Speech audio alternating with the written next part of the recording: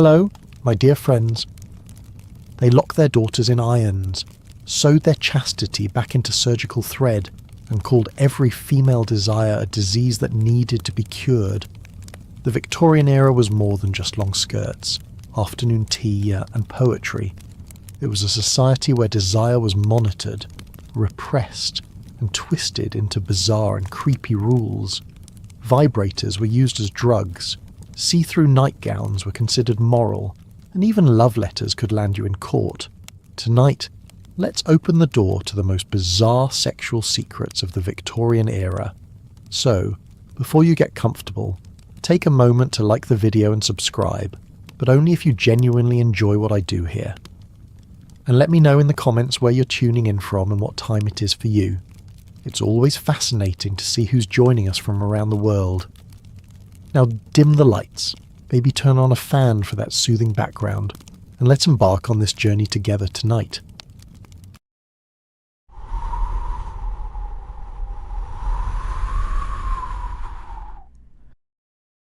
If you ever thought that Victorian marriage was about romance, candlelight, and long walks through foggy gardens, you might want to pause before imagining what actually happened in the drawing rooms and medical offices of that era. Beneath the lace gloves and embroidered corsets was a level of sexual surveillance that makes modern dating look lawless in comparison. In Victorian Britain, virginity was not simply valued, it was inspected, certified, and in some cases, fabricated. A young woman's worth, her future, and her ability to marry often hinged on one invisible membrane. The idea that a bride must be a virgin was not new, but in Victorian society, that idea became an obsession wrapped in medical language, family reputation, and male entitlement. It wasn't just about honour anymore, it was about evidence. For some families, especially in the upper and middle classes, love letters and social standing were not enough. They wanted medical proof. And doctors, more than happy to comply, turned into unofficial inspectors of morality. A young girl could be asked, often without her informed consent, to undergo an examination to determine whether she was intact. These so-called virginity checks were usually arranged by the parents, not the fiancé. It was a transaction between families, cloaked in paternal concern but driven by social anxiety. The examination was clinical in name only. In practice, it was intrusive and humiliating. It's one thing to demand purity from your daughter, but quite another to outsource that demand to a man with a stethoscope and a moral superiority complex. The idea that virginity could be determined visually or physically was, even then, scientifically flimsy. But that did not matter. What mattered was the illusion of certainty. Families believed in the hymen the way they believed in inheritance, something to be guarded, confirmed, and passed on unbroken. In a society where a woman's sexual history was treated as a public ledger, any uncertainty became a threat. That threat had to be neutralized, and the tools were not only medical, but theatrical. Some young women, under enormous pressure, resorted to methods that were neither honest nor safe. Artificial hymens made of rubber or animal membrane began to circulate through certain discrete networks. These devices, sometimes called virginity restorers, were inserted before the wedding night and designed to produce a small amount of blood. The goal was simple. A stain on the bedsheet was worth more than a genuine history. Modern ideas of trust and communication look almost quaint when compared to the Victorian reliance on bodily stagecraft. These rubber implants were difficult to obtain and often painful to use, but they became a desperate lifeline for women who had lost their virginity outside of marriage, whether by choice or coercion. For them, deception was not about seduction. It was about survival. A single mark of suspicion could derail a wedding, ruin a family, or cast a woman into lifelong disgrace. The artificial hymen was a lie wrapped in latex, but it was also a shield. In a world obsessed with control, women learned to fake submission in order to keep what little freedom they had. The emphasis on bleeding during the wedding night turned a private moment into a public trial. The expectation was that the bedsheet would show proof of virginity, and that this proof could be examined by the husband or even In rare cases, the family. Some households preserved the stained cloth as a sign of virtue fulfilled. Others whispered behind closed doors about whether no such stain appeared. For women, this created a paradoxical terror to be intimate while being watched, and to perform authenticity without room for error. What's particularly chilling is how few people questioned the logic. Newspapers published advice on how to preserve maidenhood. Religious leaders warned that even touching oneself could destroy purity. Doctors warned about riding horses or climbing stairs.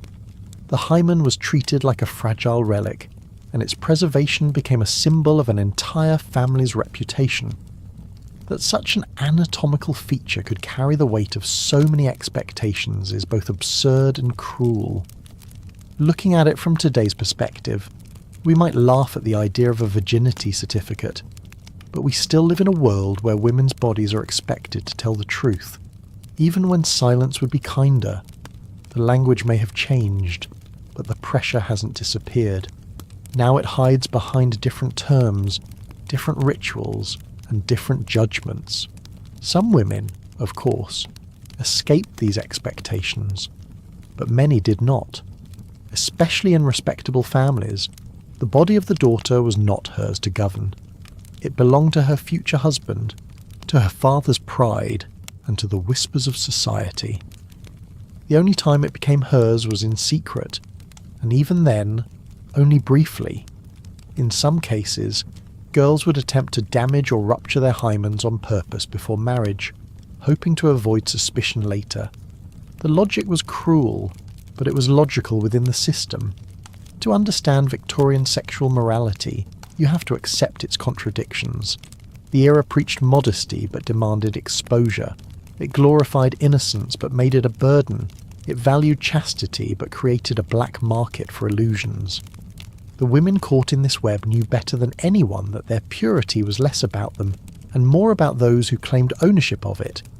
In this world, silence was safety, curiosity was punished, and mistakes were permanent. Girls grew up under the eyes of mothers who remembered their wedding nights, and fathers who acted as if biology was a moral compass. What strikes me most is how many women must have lived in fear of a single moment, a single night, a single question they could not answer without shame. That kind of fear does not disappear easily. It lingers in the wallpaper, the diaries, and the rules no one dares write down anymore. As the sun set on another well-mannered dinner, and the parlour filled with music and propriety, a young bride might sit upstairs in her chamber, wearing lace and pearls, but thinking only of blood. She was not just a wife-to-be, she was a test, a symbol, a container of expectations. In the next part, we'll see how this obsession with purity twisted further into a world where female desire itself was not just discouraged, but medically denied. Victorian women were not only expected to be pure, they were expected to feel nothing at all. While the obsession with virginity dictated how a woman should arrive at marriage, the expectations did not end at the altar. They intensified. Once a woman became a wife, a new form of control took over. Her purity was no longer measured by whether she had been touched. It was now judged by how she reacted. In Victorian society, female desire was not just discouraged, it was erased, denied, and redefined as pathology. A respectable woman was not supposed to enjoy sex. She was expected to endure it. The ideal wife was quiet, modest, and submissive in every realm, but especially in the bedroom. Expressing any kind of sexual enthusiasm could call her decency into question. Even smiling too much or blushing in front of men could be seen as a warning sign. And if she showed too much interest in intimacy with her husband, that interest could be used against her. Passion, for Victorian women, was not a virtue. It was a flaw to be corrected. This belief shaped the most personal parts of a woman's life. Marital intercourse, instead of being a shared connection, was treated like a duty, a chore to be performed for reproduction or male relief. A wife might lie still, eyes closed, hands folded over her stomach, trying not to react. That was the model of grace. To flinch was excusable. To moan was shameful. It was the only time in history when breathing heavily during intimacy could be considered a character defect. There was no safe space for female sexuality to develop. Girls were not taught about their bodies beyond the need to stay covered and quiet. Husbands, raised in the same restrictive culture, often expected emotional absence as a sign of virtue. For some men, any indication that their wives might want more was seen as suspicious. Where did she learn to feel that who gave her permission to enjoy this? Such thoughts fed into a vicious cycle where curiosity became evidence and silence became safety. Medical authorities did little to help. They often made things worse. The emerging field of gynecology in the 19th century treated female pleasure as a medical problem. If a woman showed signs of arousal or simply expressed dissatisfaction with her marital life, she could be diagnosed with a range of invented conditions. The most famous among them was hysteria. This vague and ever-expanding label was used to explain everything from irritability to insomnia to tearfulness. But in many cases, it was simply a response to being trapped. The so-called treatment for hysteria involved what doctors described as pelvic massage. This was a procedure where the physician would stimulate the patient's genitals by hand until she experienced what they coyly called paroxysm. These were, quite clearly, orgasms, but neither the doctors nor the patients were allowed to call them that. The process was considered medical, not sexual, even though the outcome said otherwise. It's hard to decide what's more absurd, the fact that women needed a prescription to feel pleasure, or the fact that the doctors didn't even realise what they were doing. For many women, these appointments were the only way to access any kind of sexual release. The doctor's office became the only place where their bodies could respond freely, even if the context was clinical and emotionally detached. Some women returned regularly for treatment, and some doctors began to complain about how time-consuming the sessions were. This problem led to the invention of a machine, the vibrator. Its original purpose was not pleasure, but efficiency. It was a labour-saving device for physicians, not a toy for patients. This kind of medical gaslighting worked hand in hand with cultural suppression. Literature, sermons, etiquette manuals, and even fashion reinforced the idea that women were naturally less sexual than men. It wasn't just a preference, it was presented as science. Books argued that the female body was designed for maternity, not passion.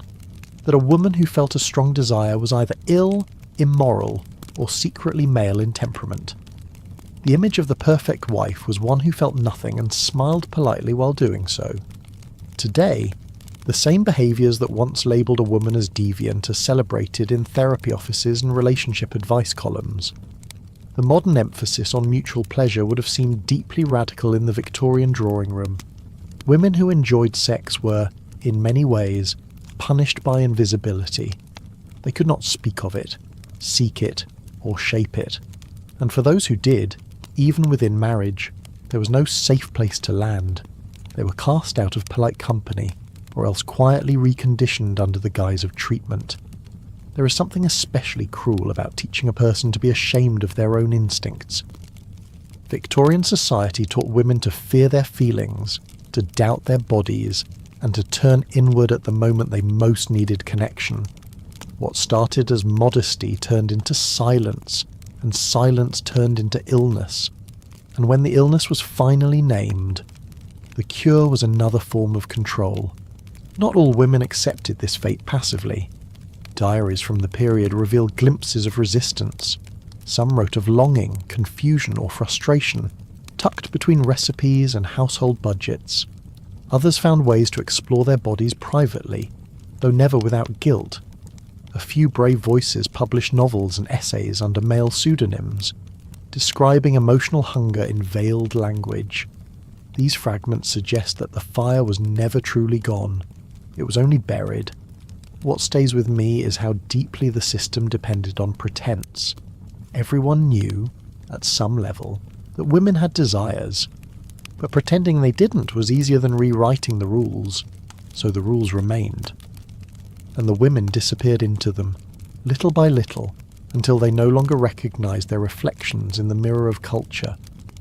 In the evening light of the parlour, as husbands read the paper and wives poured tea, 1,000 stories went untold. A woman could wear silk, attend church, raise children, and still feel invisible inside her skin. Her pleasure did not belong to her, her body did not belong to her, and her silence was mistaken for peace. In the next part, we'll examine how this silence turned into something even more sinister. The fear of female pleasure led to a war against solitary acts, where even the most private moments were treated as criminal threats to health, morality, and the soul. What began as a denial of female pleasure did not stop with women's desires in the bedroom. It extended into every corner of bodily control, including the most private acts that occurred without any partner at all. In the Victorian imagination, there was perhaps no greater threat to morality, health, and the future of the nation than the lone hand of a child or adolescent under the blanket. Masturbation, once viewed by some ancient cultures as harmless or even beneficial, became a full-blown medical panic in the 19th century. Victorian doctors, preachers, educators, and parents united in a campaign to eradicate what they considered a silent epidemic. The mere act of touching oneself was not just frowned upon, it was demonized. Medical manuals warned that masturbation would lead to a cascading collapse of the body and mind. Blindness was the most infamous claim. But the list of alleged consequences extended far beyond that: seizures, insanity, heart failure, spinal deformity, memory loss, and moral degradation. These beliefs weren't just whispered between adults. They were printed in books, delivered from pulpits, and taught to children in schoolrooms. Illustrations showed hunched-over boys turning into madmen. Girls who indulged were described as future prostitutes or invalids. The warnings were not symbolic. They were explicit, and they instilled deep fear. A child who engaged in what we now consider a normal part of development could be told that they were destroying their own soul. In more extreme households, this panic took physical form. Parents began to search for ways to stop their children from touching themselves at night. Some resorted to sewing the sleeves of nightgowns shut so the hands could not move freely. Others tied their hands to bedposts or used sleeping gloves that were stiff and uncomfortable. The goal was to create barriers between the body and itself. The Victorian solution to self-discovery was to wrap it in linen, bind it in shame, and hope the urge went away. For boys, metal rings with inward-facing spikes were sometimes placed around the penis. These devices, often called anti-masturbation rings, were designed to inflict pain if arousal occurred. More elaborate contraptions involved belts with locks, sometimes made of leather and reinforced with metal plates. These were fitted to prevent access entirely. Girls were not spared either. Some wore chastity devices resembling small cages that covered the pelvic area. These tools were not sold in curiosity shops. They were marketed through medical catalogues, prescribed by doctors, and ordered by well-meaning but terrified parents. Looking at this from a modern perspective, it's like trying to stop a sneeze by sewing someone's nostrils shut. The logic was crude, the technology was cruel, and the cost was emotional devastation. Children grew up thinking their bodies were dangerous, that their instincts were dirty, that their nighttime thoughts were proof of corruption. Some doctors made careers out of treating the so-called effects of masturbation. Clinics for nervous disorders often treated patients who had confessed to self-touching. The treatments varied from cold baths to dietary restrictions to electric shock therapy. Some even prescribed circumcision, not for medical or religious reasons, but as a form of deterrent. For girls, the removal of the clitoris was sometimes recommended. These acts were justified as therapeutic, but they were rooted in punishment. The most disturbing part of all this is that these beliefs were often backed by science as it existed at the time. Respected medical journals published articles claiming that semen loss weakened the body and led to early death. That female stimulation caused uterine displacement. That repeated self-abuse would damage the nervous system. These ideas were not challenged easily because they came from authority. and when authority is afraid, the body becomes its battlefield. There was also a class element to the panic. In wealthier families, the shame was often medicalized. In poorer families, it was moralized and punished more directly. But in both cases, the outcome was the same. Children learned early that their bodies were not theirs to explore. Any step toward autonomy was blocked, whether by fear, fabric, or steel. What stays with me is how deeply society wanted to separate people from the parts of themselves that felt pleasure. Religious institutions played their part too. Sermons about purity frequently included warnings about private sin. Confessionals filled with tales of the young guilt. Mothers prayed over their children's beds. Fathers spoke of honour and discipline, but rarely of understanding. The message was repeated so often that it became internalized. Many adults carried this shame into their marriages, into their parenting, and even into their final years, in quieter homes, where the tools of punishment were absent. The silence could be just as powerful. A child who asks about their body might be met with scolding or stone-faced disapproval. Some learned to hide, others stopped asking, and that silence became generational, passed down like silverware, but far heavier to carry. There were, however, some voices of resistance, even within the period. A few progressive doctors began to challenge the claims linking masturbation to madness. They argued that the damage came not from the act itself, but from the guilt forced upon it. These opinions were often dismissed as radical, but they planted the seeds for future change. Later in the century, sexual reformers would begin to push back harder, but for much of the Victorian era, the fear remained firmly in place. Today, we live in a time when self-knowledge is considered healthy, and education about the body is encouraged in many places. But the shadow of that era lingers. In some communities, the shame still exists. In others, the conversation remains taboo. What the Victorians created was not just a moment of fear. It was a legacy of silence that continues to shape how people relate to themselves. As night fell over the manicured lawns and gaslit bedrooms of Victorian England, a young boy might lie in bed with his hands trapped in stitched sleeves. A girl might shift uncomfortably under a stiff metal plate. Neither one of them knew that what they felt was natural. They only knew that it was forbidden. In the next part, we will explore how the medical system itself became entangled in this shame. When doctors offered not healing but devices, when hands were replaced by machines, and when a woman's pleasure was still treated as an illness, just delivered more efficiently. By the time masturbation had been criminalised and repressed in Victorian homes, the medical world had already found a loophole. It did not resemble liberation. It looked, at first glance, like treatment, and it came in the form of a strange mechanical device that buzzed, hummed, and promised to restore a woman's emotional balance. The vibrator, a tool now associated with autonomy and pleasure, was born in the backrooms of clinics under the name of medicine. The idea began with hysteria, a term used broadly to diagnose any behaviour that deviated from the ideal image of a quiet, obedient Victorian woman. If a wife cried too often, she had hysteria. If she was restless, unhappy, bored, angry, aroused, or even just unusually talkative, the diagnosis fit. Hysteria had no clear symptoms and no biological marker, but it was frequently cited as the most common condition among women, and like any condition, it needed a cure.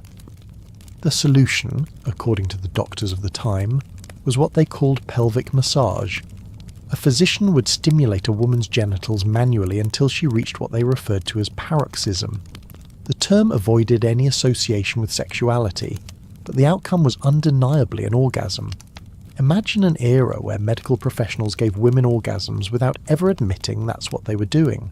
They truly believed they were relieving pressure in the uterus, calming the nervous system, or correcting an imbalance. These procedures were often done without privacy, sometimes in doctors' offices that also served male patients. There was no emotional context, no discussion of desire or connection. It was clinical, detached, and mechanical. Yet, for many women, It was the only way they experienced sexual release. Some even developed a preference for certain physicians and returned regularly for treatment. The rising demand placed a heavy burden on doctors, who soon began to complain about how long the procedures took. That burden gave rise to innovation. To save time and effort, inventors designed the first electromechanical vibrator in the late 19th century. Powered by batteries or foot pedals, these devices allowed for faster, more consistent stimulation. They were marketed not as sexual objects, but as health appliances. Vibrators were advertised in women's magazines, listed in medical catalogues, and displayed in storefronts under the label of therapeutic instruments. Some looked like sewing machines, others resembled hairdryers. Their true purpose was hidden in plain sight. It's as if the entire country agreed to keep a secret, even from itself. No one dared say what these machines really did, but everyone seemed to understand. Housewives used them in parlours, bathrooms, or bedrooms under the pretense of managing nerves or headaches. The devices were labelled massagers or tonic vibrators. Doctors encouraged their use at home, and some even offered demonstrations. Meanwhile, society clung to the illusion that sexuality remained unspoken and untouched. This strange arrangement revealed the hypocrisy at the heart of Victorian sexual repression. The same society that banned open discussion of female desire had, through its convoluted logic, made pleasure part of medical routine. A woman could not speak of arousal, but she could book an appointment to treat her hysteria. She could not discuss her needs with her husband, but she could press a machine to her pelvis each evening without raising questions. It was repression by redirection. The vibrator became, unintentionally, a symbol of contradiction. It represented the collision between control and curiosity, silence and sensation. It existed because society refused to admit that women had bodies capable of pleasure. And it persisted because women found ways to use it anyway. What fascinates me most is how medical denial became a kind of accidental liberation, even if no one was willing to say it out loud. For those who did question the practice, there was little space for discussion. Critics were dismissed as immoral or unserious. Women who spoke too openly were labelled indecent. The language of the time was carefully coded to avoid direct acknowledgement. Medical texts described the process in vague anatomical terms. Advertisements used words like soothing, invigorating, or restorative. Even among users, the real reason for the device was often never spoken aloud. It was simply known. By the early 20th century, vibrators had become widespread in middle-class households. Some were passed between generations, treated like family heirlooms. Their popularity eventually attracted the attention of those outside the medical world. When they began appearing in early erotic films, the illusion collapsed. Suddenly, these therapeutic devices could no longer hide behind health claims. Doctors began to distance themselves from the practice, and the vibrator was reclassified, not as a medical tool, but as a private item. Its exile from the doctor's office marked the end of one chapter and the beginning of another. The irony is hard to ignore. A device born from repression became one of the first widely available tools of female sexual agency. Yet for decades, its users were never allowed to say what it was really for. Compared to today, where entire industries market self-pleasure openly, the Victorian approach looks like an elaborate charade staged in corsets and candlelight. But that charade mattered. It provided cover. And in a world that punished honesty, cover was survival. The vibrator's history is more than a footnote. It is a window into how society policed the body while still feeding its needs. It shows how control often produces the very thing it fears. Victorian authorities wanted to suppress desire. Instead, they automated it. They denied women a voice, but gave them a hum. And in that quiet vibration, some women heard something they had never heard before their bodies, speaking without shame. Even now, the shadow of that silence lingers. Some people still feel discomfort discussing these devices, as if pleasure must still be justified by pain or diagnosis. but history remembers, and it reminds us that repression does not always erase. Sometimes, it reappears in the oddest forms: a brass machine on a parlour shelf, a catalogue page tucked into a drawer, a quiet buzz behind a locked door. As the gaslights dimmed in another parlour, and a woman drew the curtains in her solitary room, the hush of propriety was interrupted by something new.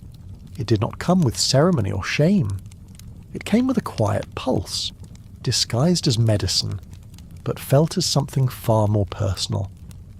In the next part, we will return to the strange world of hysteria itself, not just the devices used to treat it, but the stories told to explain it, stories about wandering wombs, emotional collapse, and how a woman's soul was thought to reside in her uterus.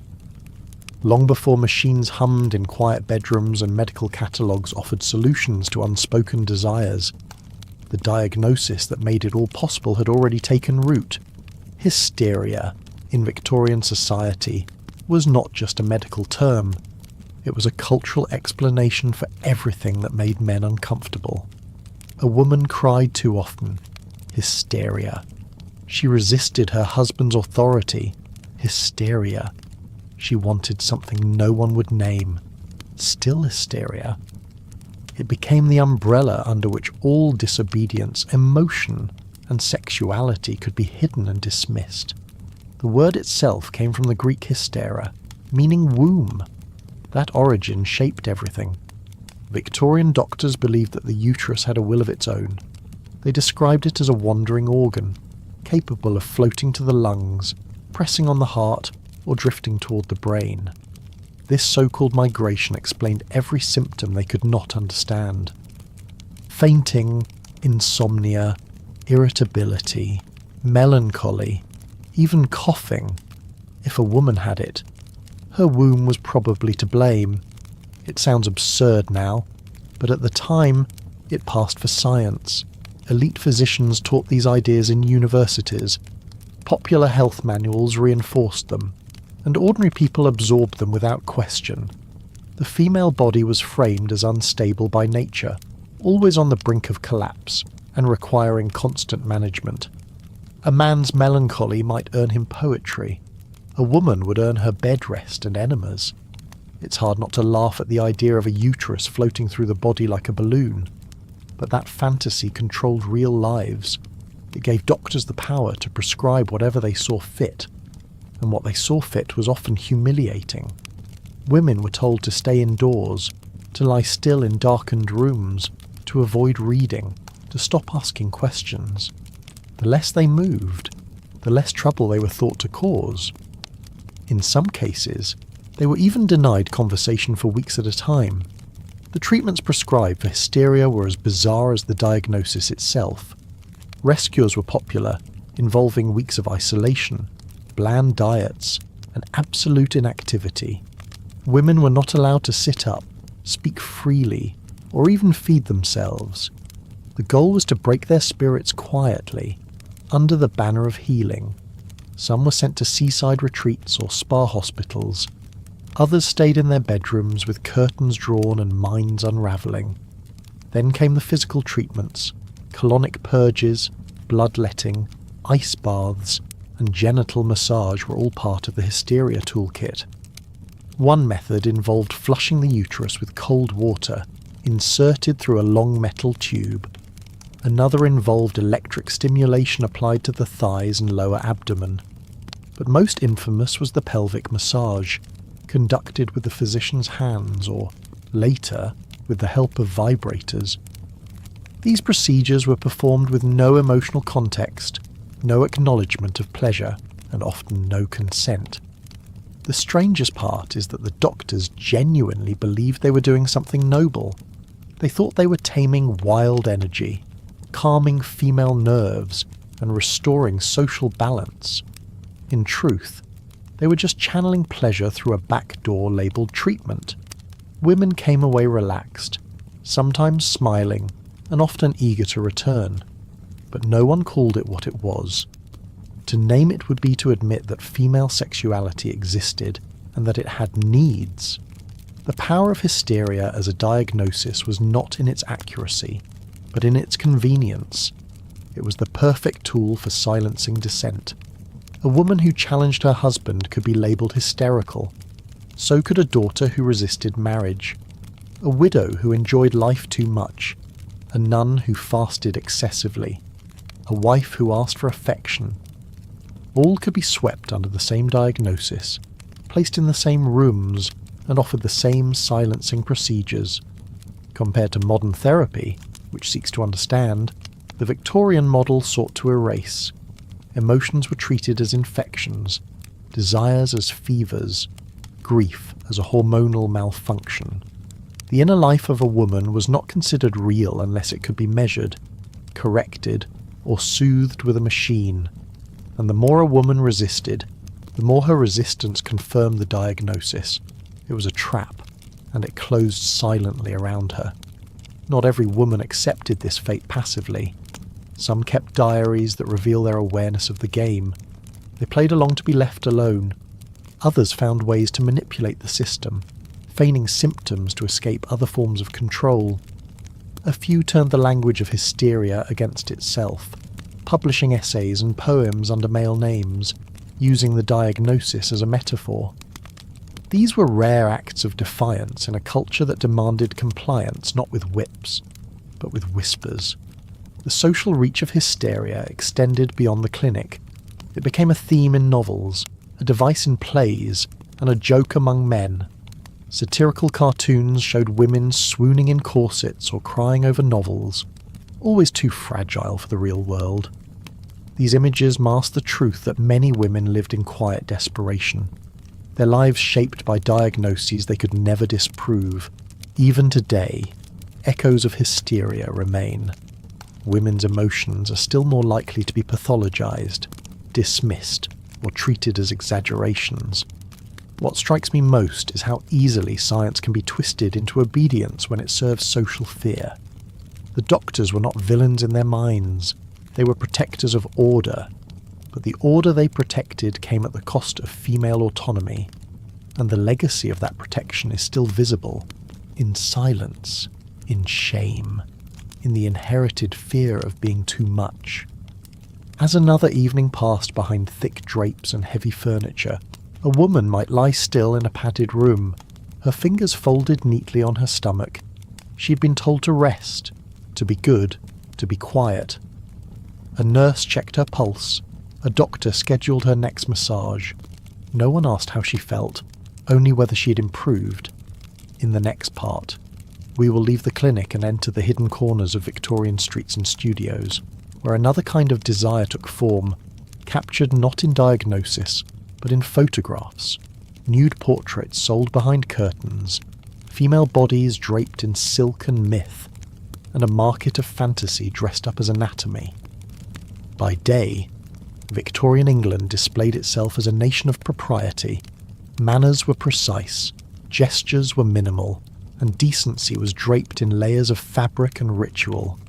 Women walked with eyes lowered and hands clasped. Men spoke in measured tones, quoting scripture or science. But under this surface of order, another world existed, one not governed by etiquette, but by curiosity. It lived in shadowed storefronts, whispered invitations, and images that could never be shown in daylight. That world was made of photographs. Photography arrived in Britain with the promise of realism and modernity. At first, it served respectable purposes: family portraits, royal commissions, landscapes to document the empire. But soon, the same lens that captured a child's birthday began capturing something else entirely: bodies, poses, skin, and not for anatomy textbooks or sculpture studies alone. A new market emerged, discreet but growing. Photographs of nude women, printed in sepia or silver, began to circulate through underground shops and private collections. These were not sold openly. The studios that produced them operated quietly, often behind curtain partitions or false business names. Entry came by reference only. A gentleman might arrive for a portrait and be offered, behind closed doors, a different kind of portfolio. Inside were images of women posed in classical scenes, draped in gauze, perched on imitation rocks, lit to suggest a mood rather than expose detail. The body was on full display, but the names were not. The women became muses, never mothers. It takes a particular kind of hypocrisy to condemn the female form in public while secretly collecting it in print. That hypocrisy defined an entire class of buyers. Many claimed the photographs were for education. They called them studies in posture or light. Others said they were necessary for artists to perfect their technique. But the truth was visible in the number of copies sold and the variety of poses produced. This was not art alone. It was desire, filtered through respectability. To mask the intent, the women in the photos were rarely labelled as people. They were given titles like Flora at Rest or Spring Awakening. Some were described as goddesses or mythical beings. A crown of leaves or a sheer veil could turn any woman into an acceptable subject. The viewer was not supposed to imagine her hunger or fear, only her form, her usefulness in fantasy. Her body is still life. The models were often women who had few choices. Actresses are out of work, servants dismissed for impropriety, prostitutes seeking safer pay.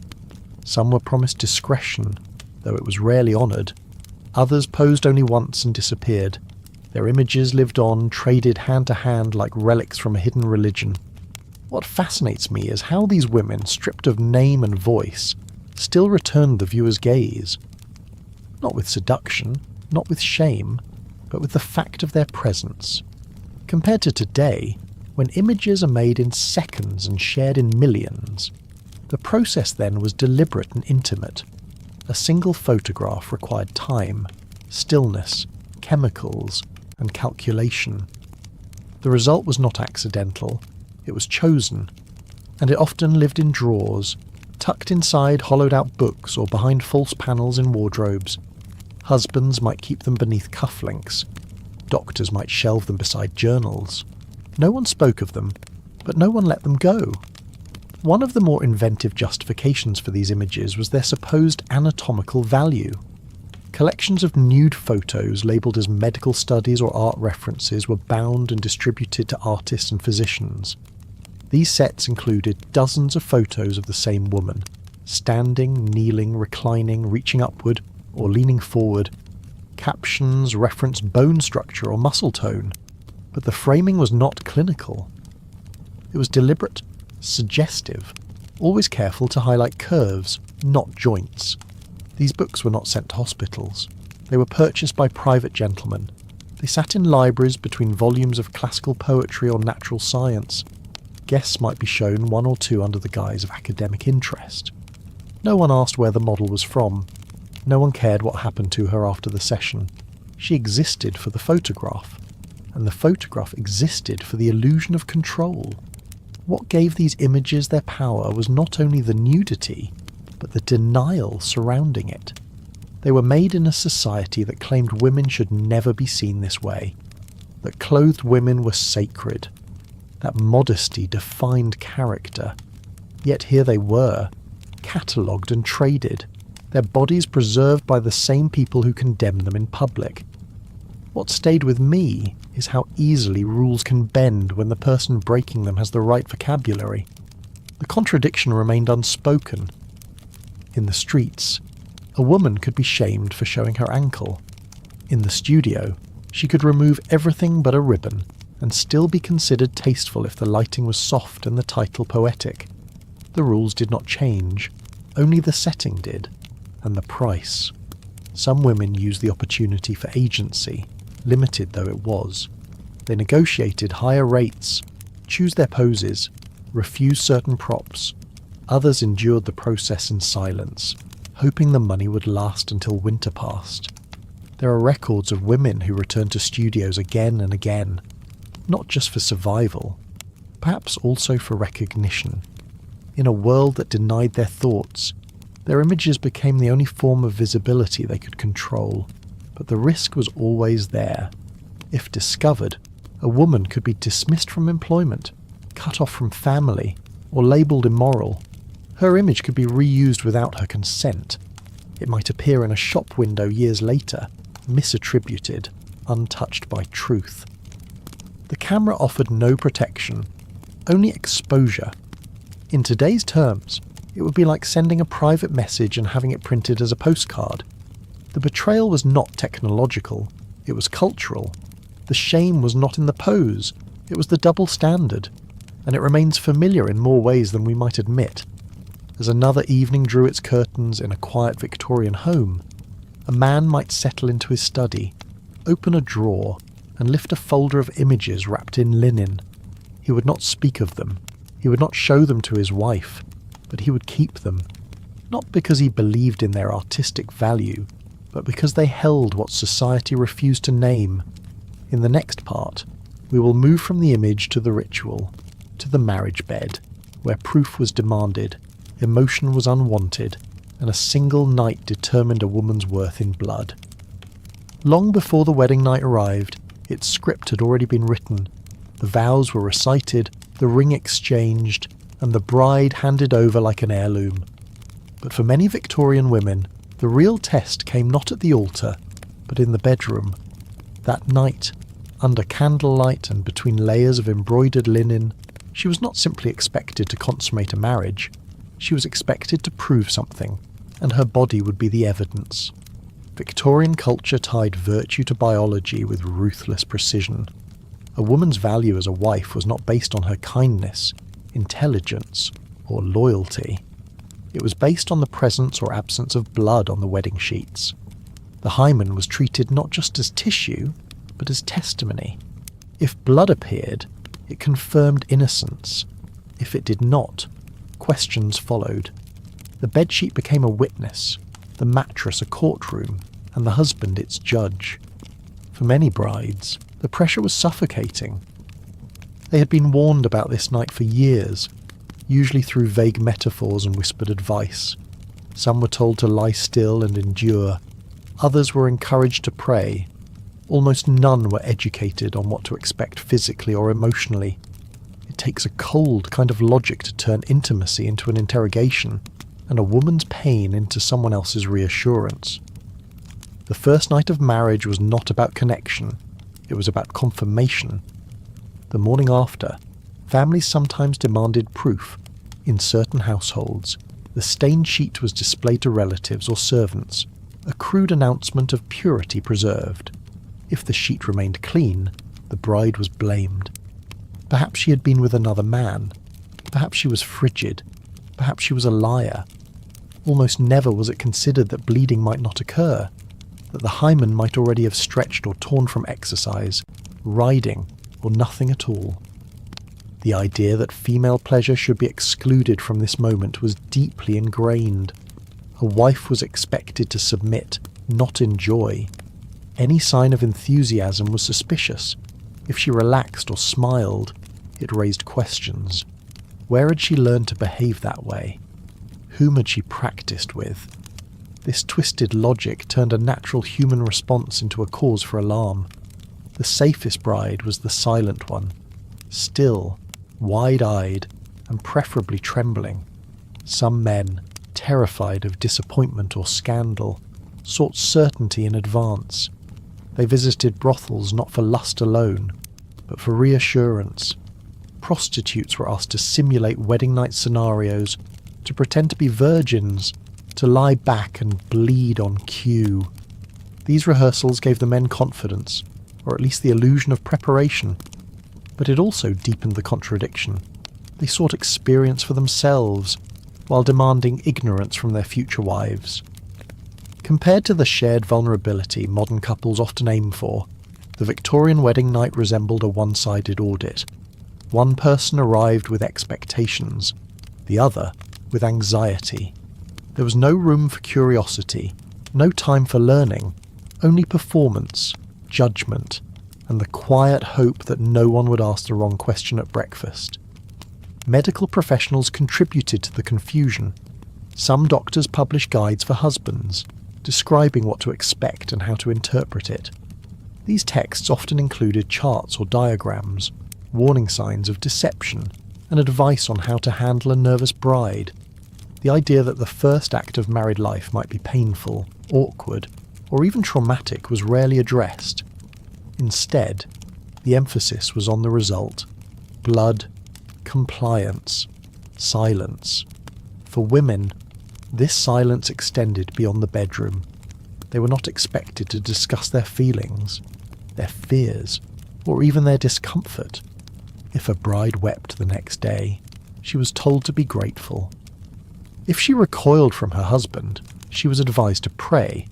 The vocabulary of trauma did not exist. Neither did the concept of consent in the modern sense. She was now a wife. That was enough. What unsettles me most is how entire generations of women were taught that their pain was a normal part of beginning a life with someone. They were told that love came later, that pleasure was for other kinds of women, that a wife's duty was to endure in silence. The bruises on her thighs were not spoken of. The tears on her pillow are not seen. The sheets were washed and folded without comment. The ritual around blood was not confined to aristocratic homes.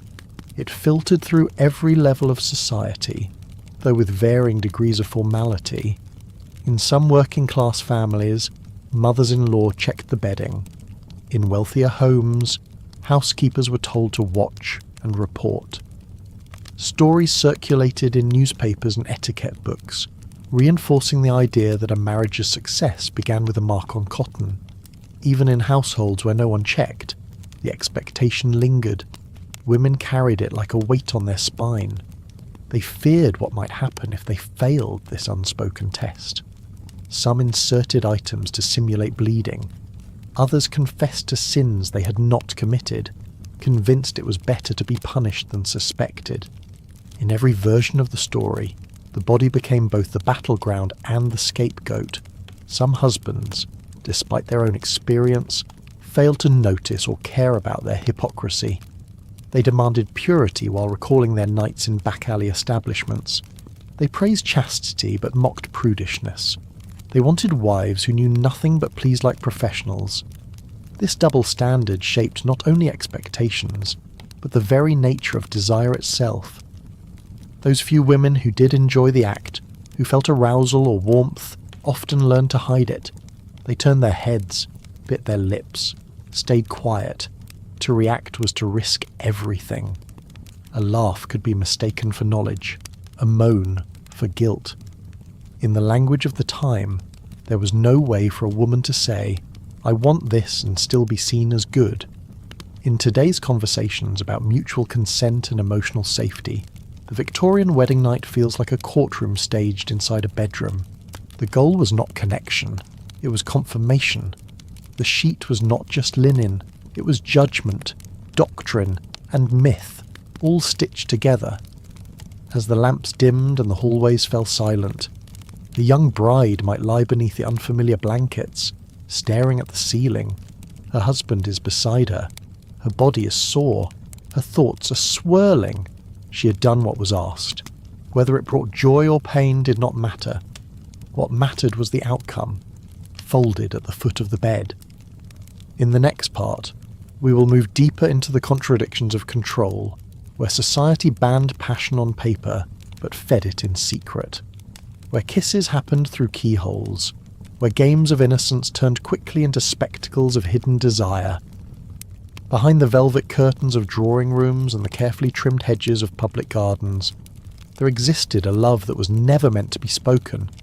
In Victorian England, same-sex desire was not just discouraged, it was illegal.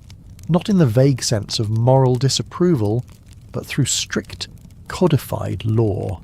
For men, especially, expressing affection toward another man could mean the end of a career, a lifetime of exile, or imprisonment with hard labour. What was considered an act of intimacy in private became a public crime if ever uncovered. The law did not pretend to be subtle. Under statutes like the Offences Against the Person Act, same-sex activity was described as a form of gross indecency. It was placed alongside acts of violence and assault, as if to suggest that love itself could be harmful. Men accused of engaging in such relationships were arrested, tried, and often sentenced to prison. Some were sent to penal colonies abroad. Others were publicly humiliated, their names printed in newspapers, their reputations erased overnight. One of the most infamous cases was that of Oscar Wilde, a celebrated playwright and literary figure.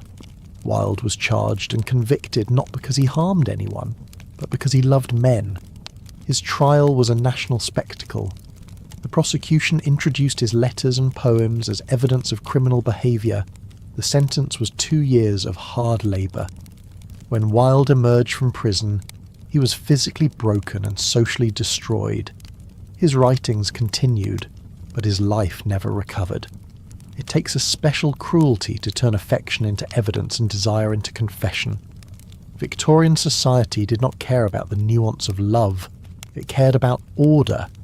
Anything that challenged the image of the proper English gentleman was seen as dangerous, and same-sex attraction, especially among men, was framed not just as inappropriate, but as a sign of deviance, perversion, or disease.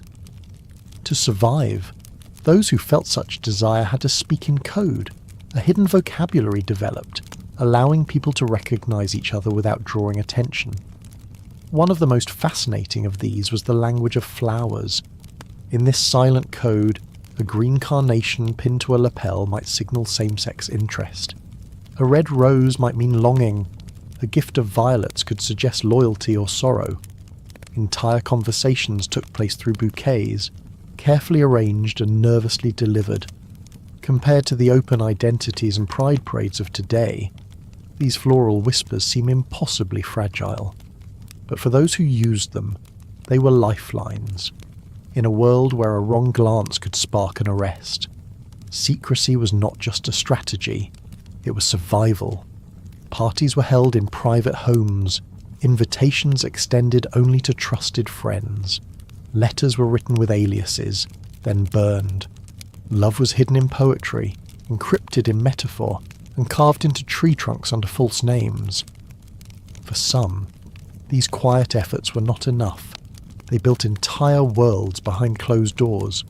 Secret clubs, often presented as literary circles or charitable societies, became meeting places for those who lived beyond the law.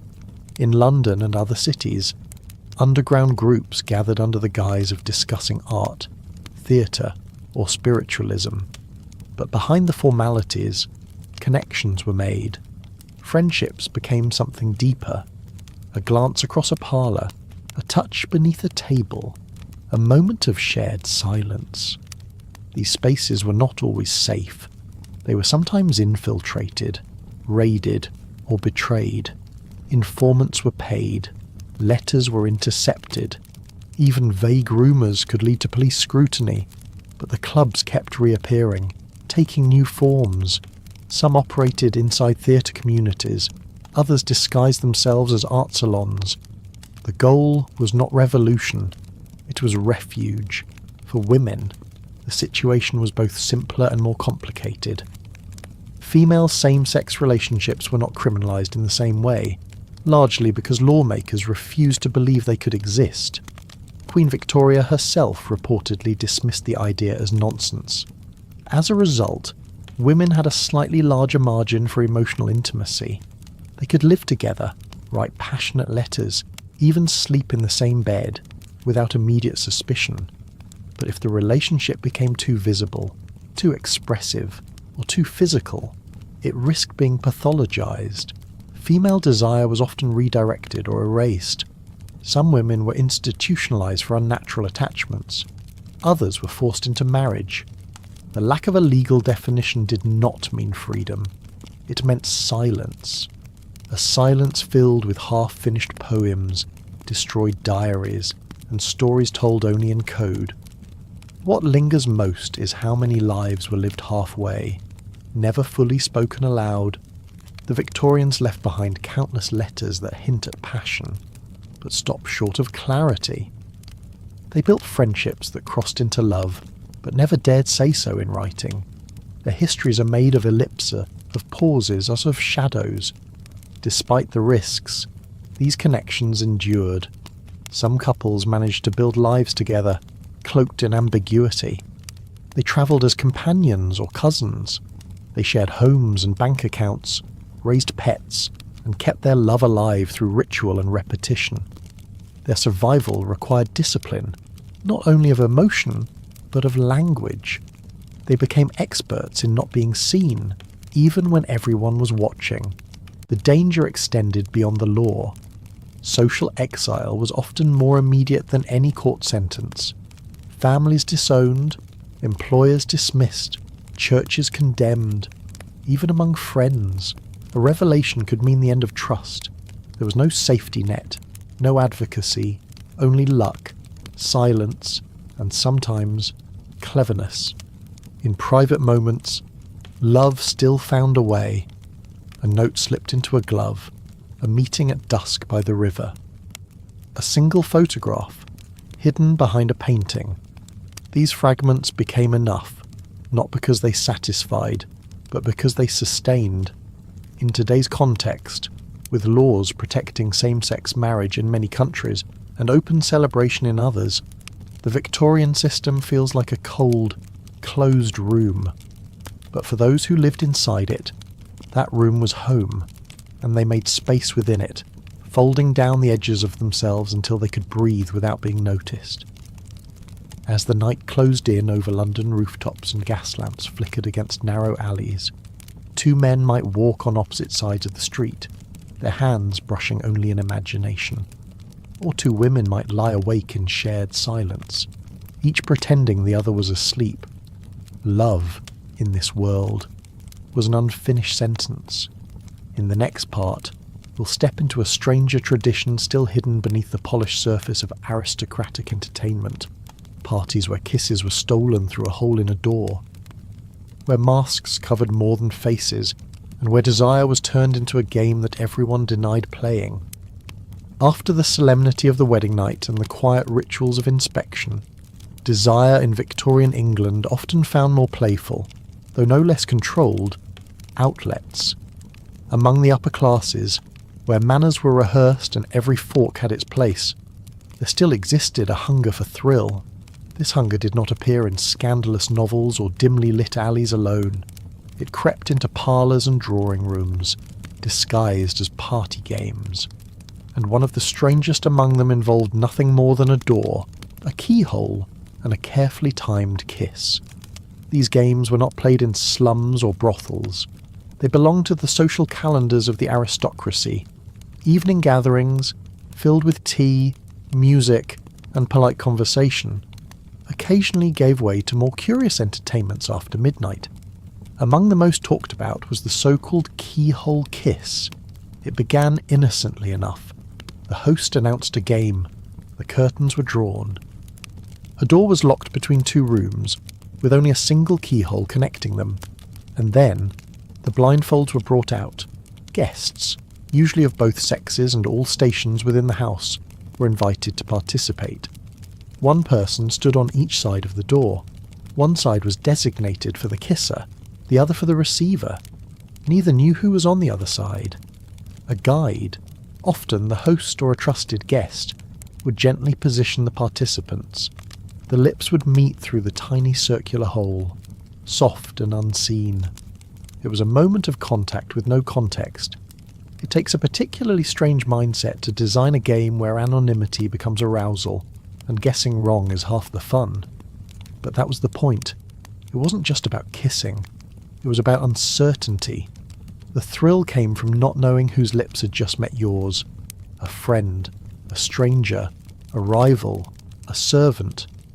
For a brief moment, everyone was equal and equally exposed. The game was treated as harmless entertainment. Guests laughed, blushed, or feigned shock. But behind the laughter was a charged atmosphere. The anonymity allowed desires to be explored without consequence. A married woman might kiss a younger man without blame. A nobleman might flirt with someone below his station.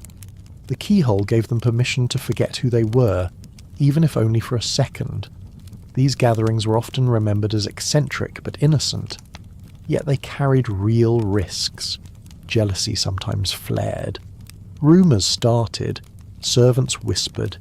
Some kisses were not forgotten. A wrong match could lead to coldness the next morning, or worse, a public feud. and when hosts were too permissive, the games escalated. Other versions of the game replaced the keyhole with curtains or walls, creating more space for contact and less room for accountability. Compared to modern party games, which are often clumsy but straightforward, these Victorian entertainments were layered with meaning and risk. Every touch was accidental by design, every laugh was loaded, and every guest had to pretend it was just a game. Even when it wasn't, it was a theatre, but everyone in the room was both actor and audience. Some hosts took the idea further. They added costumes, music, or drinks laced with stronger spirits than usual. Guests might be assigned roles, told to kiss a mystery prince or sleeping beauty. The rules blurred, and the boundaries softened. What began as a novelty often revealed deeper currents. The desire to be touched without responsibility, the longing to be wanted without risk. The language surrounding these events was carefully curated. Invitations never used the word kiss. They hinted at a playful interlude or a moment of mystery. Newspapers did not report on them directly, but society columns often included veiled references. Lady Yas's Wednesday gathering concluded with merriment behind the drawing room door. One line might read, "Everyone who needed to understand already did." For women, these games offered a strange kind of agency. They could kiss without initiating, blush without confessing, flirt without consequence. But that freedom came with limits. If a woman showed too much enthusiasm, she risked being labelled forward. If she refused to play, she was cold. The rules of modesty did not vanish. They only bent, briefly, when the blindfolds were tied. What strikes me most is how Victorian society used games to touch on what it was too afraid to speak. These entertainments were not accidents. They were structures, designed to let desire leak through cracks in a wall built for silence. Every kiss through a keyhole was a rebellion disguised as recreation. Some of the most notable scandals of the period began at such events. One party, remembered decades later in memoirs, involved a guest recognizing his sister's voice on the other side of the door. Another ended in a duel after two men learned they had both kissed the same married woman. These were not common, but they were remembered, and the stories were passed quietly from one estate to another, always ending with a caution, know who you kiss, or better yet, don't ask. Despite the potential for trouble, the popularity of these games persisted for years. They offered something the rest of Victorian life denied: contact without consequence, excitement without confession, a kiss without a name. And in a world where even dancing required rules, that was a kind of liberation. As the candles burned low and the laughter faded into whispers, a man might press his lips to a keyhole and wonder whose breath met his. A woman might step back, cheeks warm, pretending she felt nothing. The game would end. The room would be quiet. The next morning, tea would be served as if nothing had happened. In the next part, we will return to the tools of surveillance and chastity, where fathers held keys to metal belts, and technology joined morality in locking the female body against imagined threats. As the boundaries of propriety tightened and the moral standards of Victorian England reached deeper into private life, it was only a matter of time before the body itself became mechanised. The fear of temptation, already encoded in sermons, etiquette books, and medical theories, began to take physical shape. Among the most chilling examples was the revival of a medieval idea, now made shinier and more efficient. The chastity belt returned, not as a myth, but as a product, and this time it wore a padlock. While the origins of the chastity belt are still debated by historians, what matters in the Victorian context is not where it came from, but how it was reimagined. The Industrial Revolution not only changed how people travelled or worked, it changed how they were controlled. Metal, leather, hinges, and locks were no longer exclusive to prisons. They were adapted for personal restraint, and the target, once again, was the young female body. In the 19th century, chastity devices reappeared in medical catalogues, health manuals, and private advertisements. They were no longer ornate iron contraptions with terrifying spikes. Instead, they took the form of flat metal belts, sometimes padded, lined with cotton or leather, and designed to be worn under clothing. These belts covered the pelvis, sometimes with openings for hygiene, but always with a lock that could only be opened by someone else. That someone was usually the father. It takes a unique kind of confidence for a man to say he trusts his daughter, and then keep the only key to her underwear. The justification was always the same protection. These belts, fathers claimed, would prevent self-abuse, deter assault, and ensure purity until marriage. But beneath the rhetoric was a deeper motive, the desire to control, not just the body, but the mind that lived inside it. Most of these devices were not sold openly. They were ordered through coded correspondence, with vague descriptions like preventative garment or disciplinary support. Some were manufactured by blacksmiths. Others came from small workshops specializing in orthopedic equipment. They were not mass-produced, but they were not rare.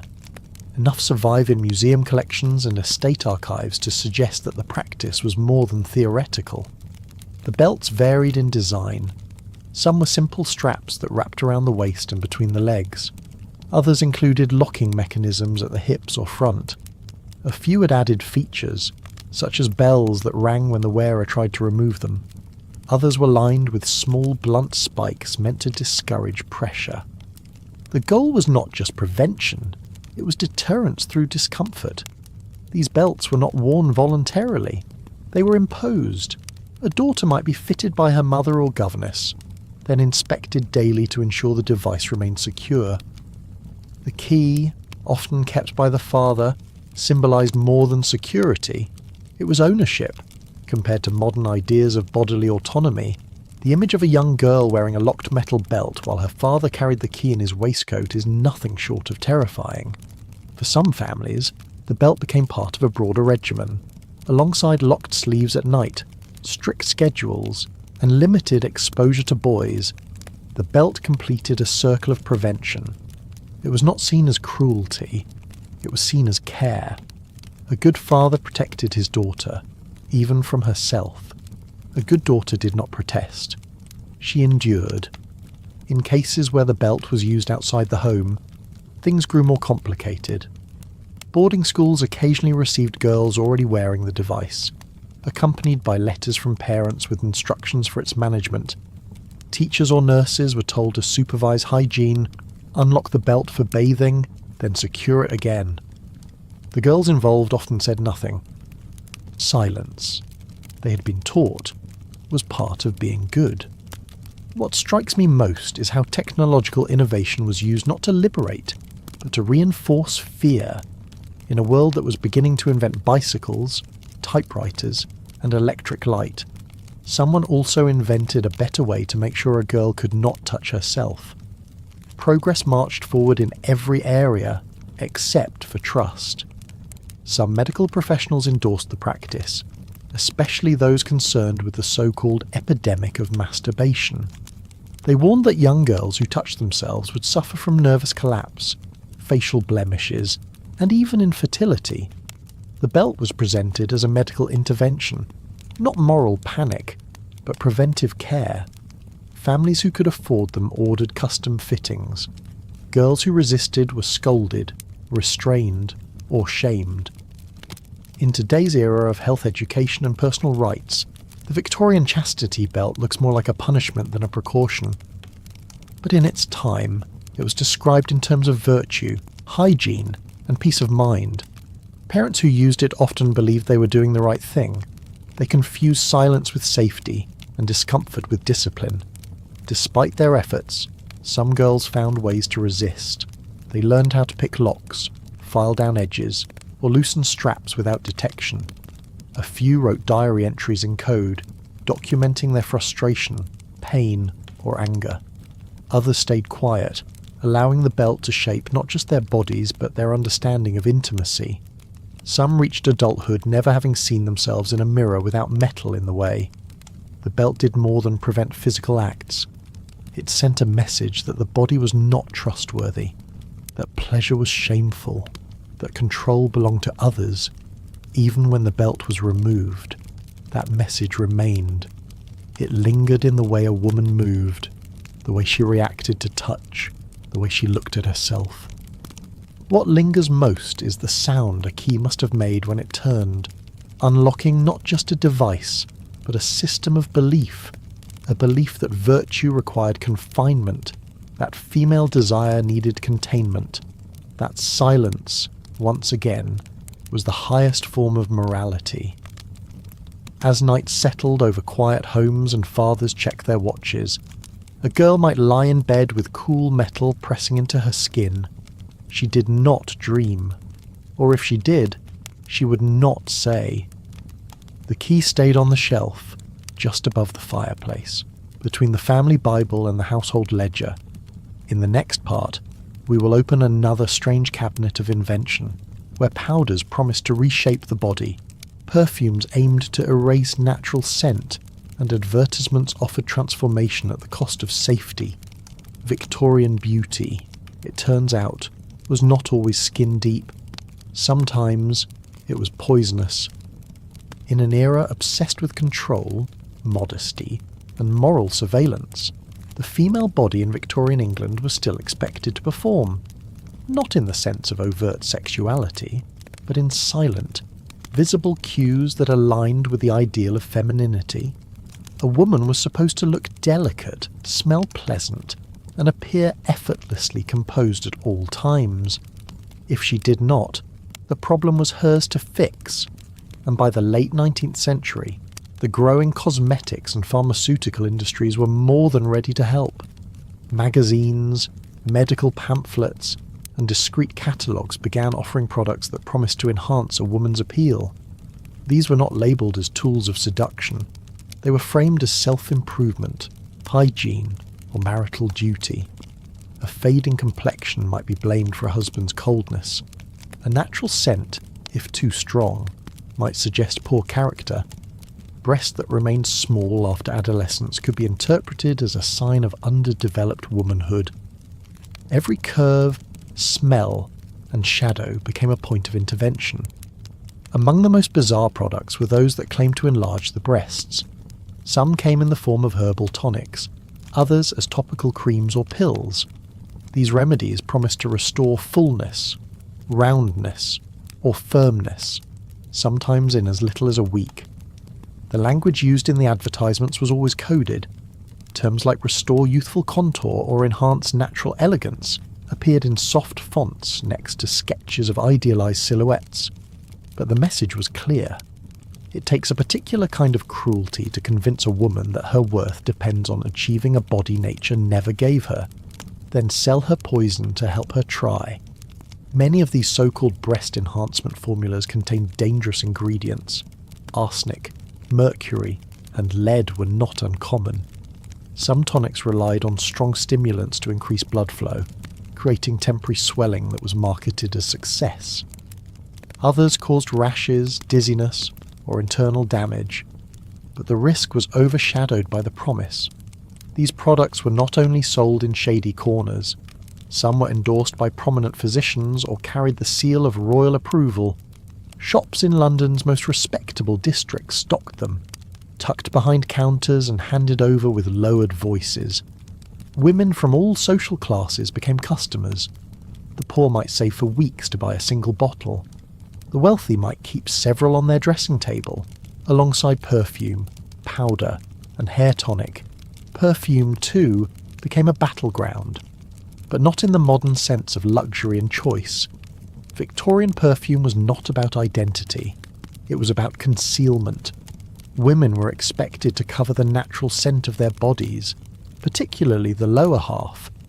Advertisements for intimate fragrance powders and floral dressing mists appeared with increasing frequency in the final decades of the century. These products were sprinkled on undergarments or sprayed into the folds of skirts. They carried names like Rosewater Purity or Blossom Grace. Compared to today's world of body positivity and skincare transparency, Victorian self-care often resembled a quiet war against one's biology. A woman did not apply powder to feel beautiful. She applied it to avoid disgust, to prevent gossip, to keep her husband from turning away.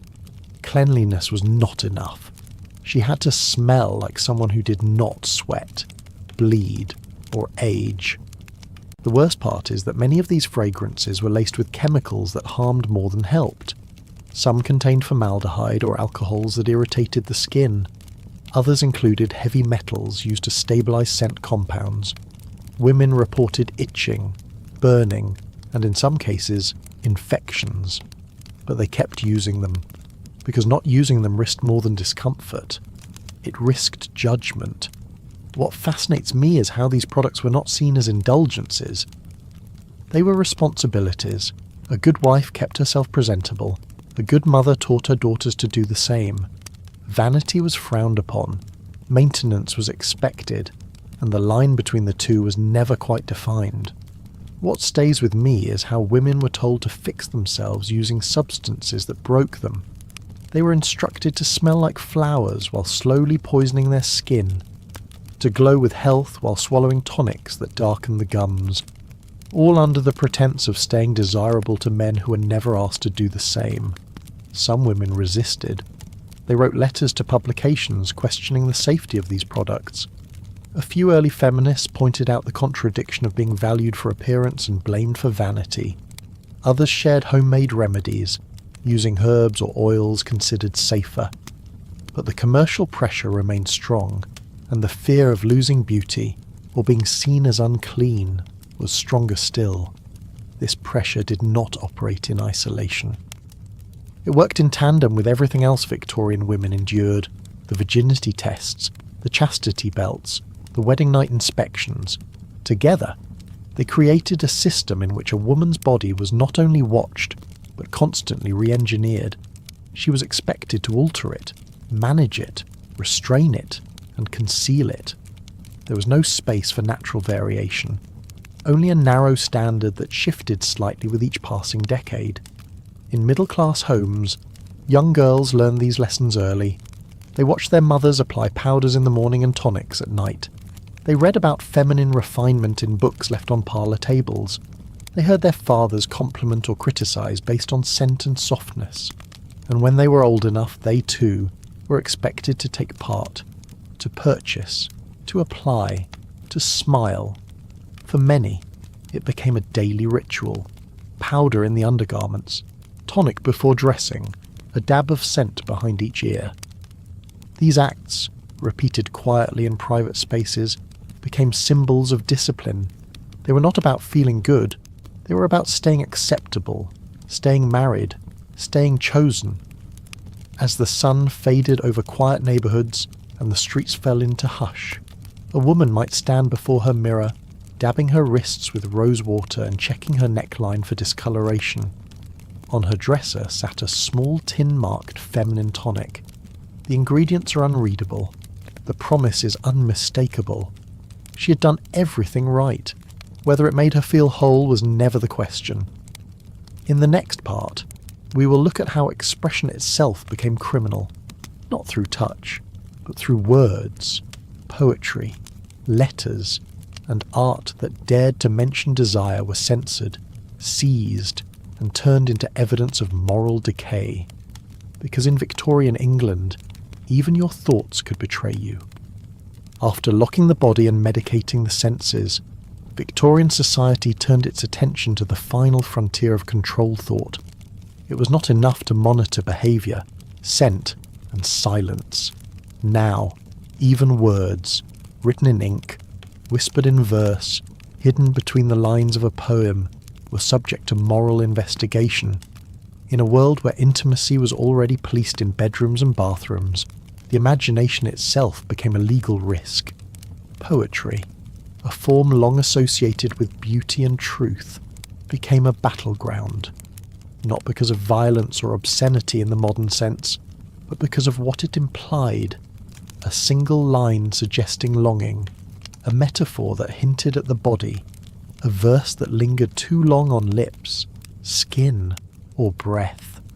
These could be interpreted as dangerous, erotic suggestion, even when disguised as romantic symbolism, was viewed with suspicion. Publishers, editors, and readers all knew the unspoken boundaries. To cross them was to risk everything. The law reflected this fear. Under the Obscene Publications Act and other moral regulations of the time, literature deemed corrupt public morals could be banned, confiscated, or used as evidence in court. This included novels, letters, drawings, and most famously, poetry. A poem did not have to describe sex explicitly.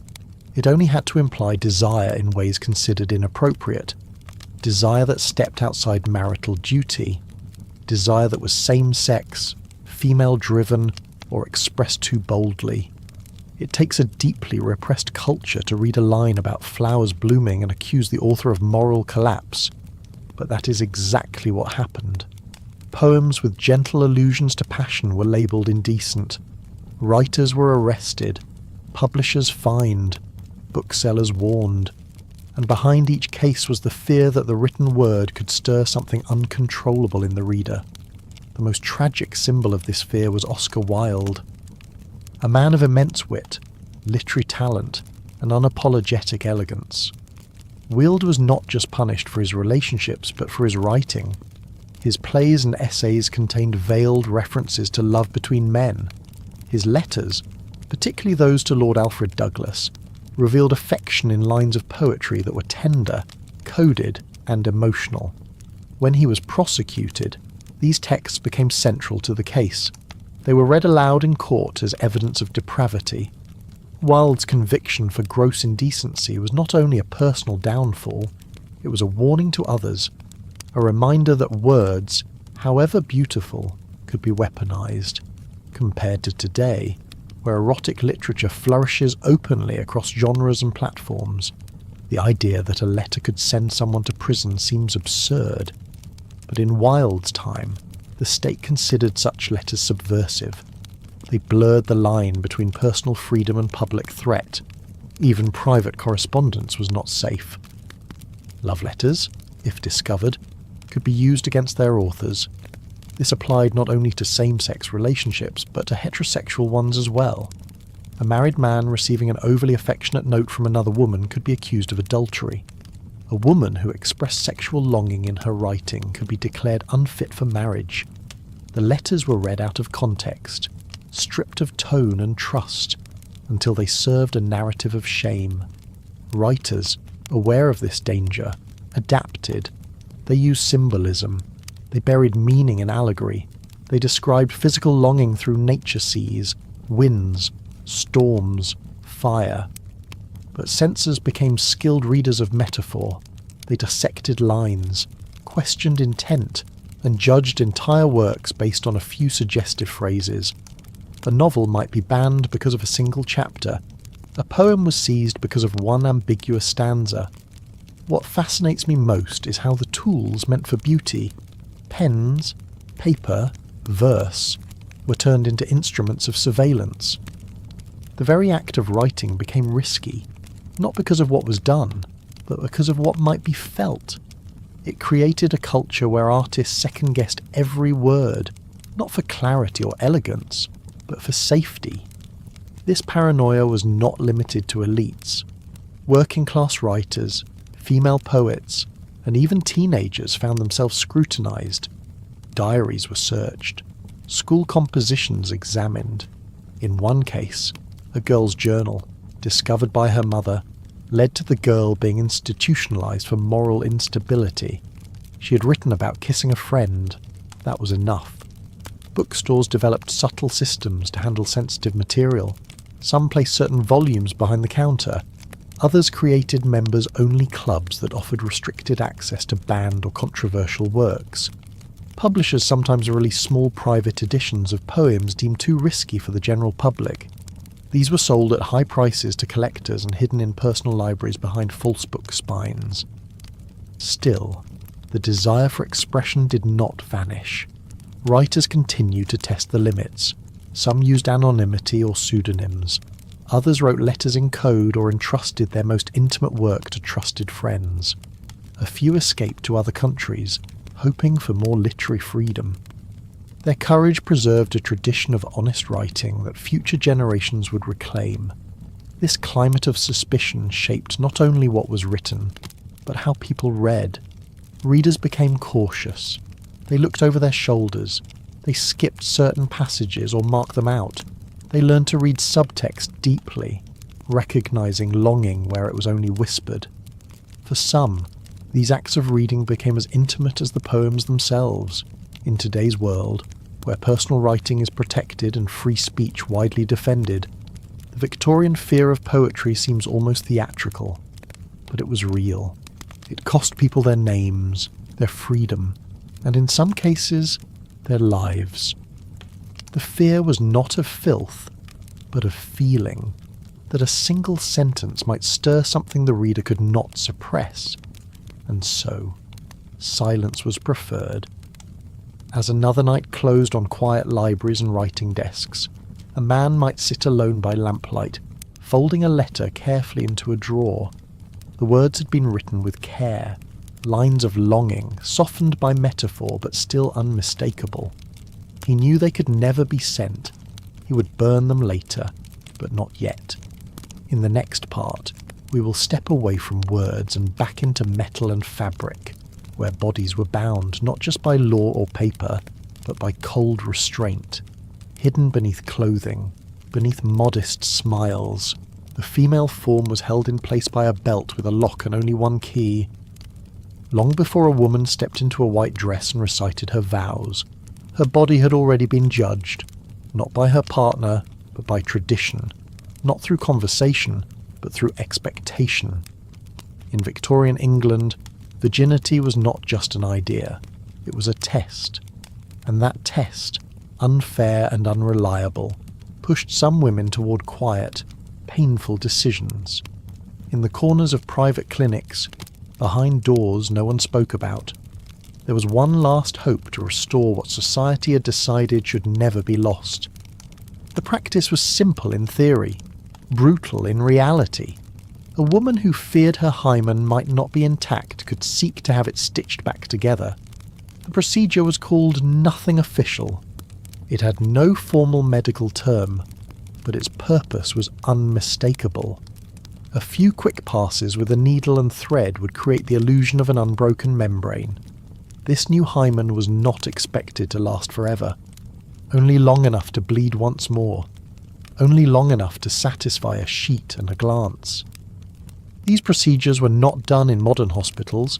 They took place in poorly lit back rooms, run by midwives, retired nurses, or doctors who had learned to keep their opinions quiet.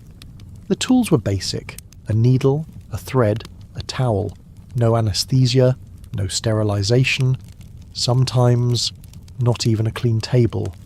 The woman would lie back, legs apart, hands clenched. It was over quickly, but not without pain. It takes a society deeply obsessed with the idea of female purity to invent a surgery not for health, but for deception. And yet, for many women, there was no other choice. Whether they had engaged in consensual sex, experienced assault, or were simply afraid their body would not conform to expectations, the pressure was the same: prove you are untouched, or be discarded. In many cases, these procedures were arranged quietly by mothers, sisters, or close friends. The appointment would be whispered about, never written down.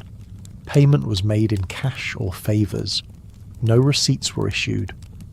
Some providers even offered to include a signed note stating the woman had undergone a minor gynecological repair for medical reasons.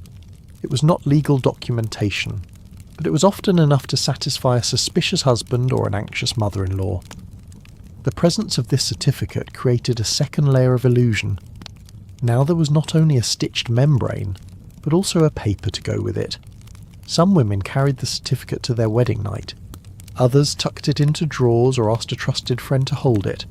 It was not presented proudly. It was kept in case of accusation. Compared to today's understanding of bodily autonomy, this secret surgery feels like a final attempt to meet impossible standards. Yet the shame did not fall on those who demanded the proof. It fell on the women who had to provide it. The pain, the risk of infection, and the silence afterward were all seen as a small price to pay for being believed. The surgery itself varied depending on who performed it. Some used medical thread, others relied on ordinary sewing thread soaked in alcohol. The stitching was usually minimal, intended only to create a thin obstruction that would tear during intercourse. Infections were common, scarring even more so, but most women never returned for follow-up. Once it was done, they moved forward and hoped for the best. Some underwent the procedure more than once. A stitch might tear too early, or dissolve before the wedding night. A second appointment would be made, often with more anxiety. In rare cases, women were sewn too tightly, resulting in severe pain or bleeding during intercourse. But these outcomes were not discussed openly. No one asked. No one wanted to hear what it felt like. The husbands, in most cases, never knew. They expected blood and found it. That was enough. They did not question the source or the method. They did not ask why a woman might tremble more than usual or move away when touched. The illusion was intact, and so was their pride. What strikes me most is that these women were not trying to deceive out of malice.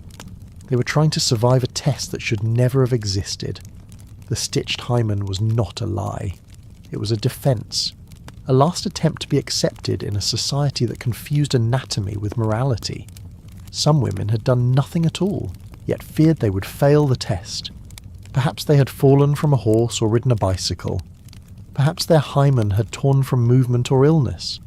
They sought the surgery not to hide shame, but to prevent false judgment. Their innocence was intact, but their bodies had betrayed them, or so they had been told. Some practitioners saw this pattern and offered advice. A few refused to perform the procedure unless there was a clear reason. Others made a living from it. There was demand, and wherever demand exists, so does quiet supply. These surgeries were rarely recorded. Medical journals did not discuss them. Public health boards ignored them. Yet they existed, repeated behind curtains in cities and towns across the country. One stitch at a time, women sewed themselves back into the narrative of respectability. As they left the clinic, they did not walk taller. They walked more cautiously. They wore silence like a second skin. For them, the cost was not only physical, it was emotional. It was the knowledge that their bodies had been altered not for their own sake, but for someone else's expectation. As the sun set on cobblestone streets and curtains were drawn across parlour windows, a bride might stand at her mirror, touching the edge of her corset, breathing slowly. She had done what she needed to do. The pain had faded. The fear had not.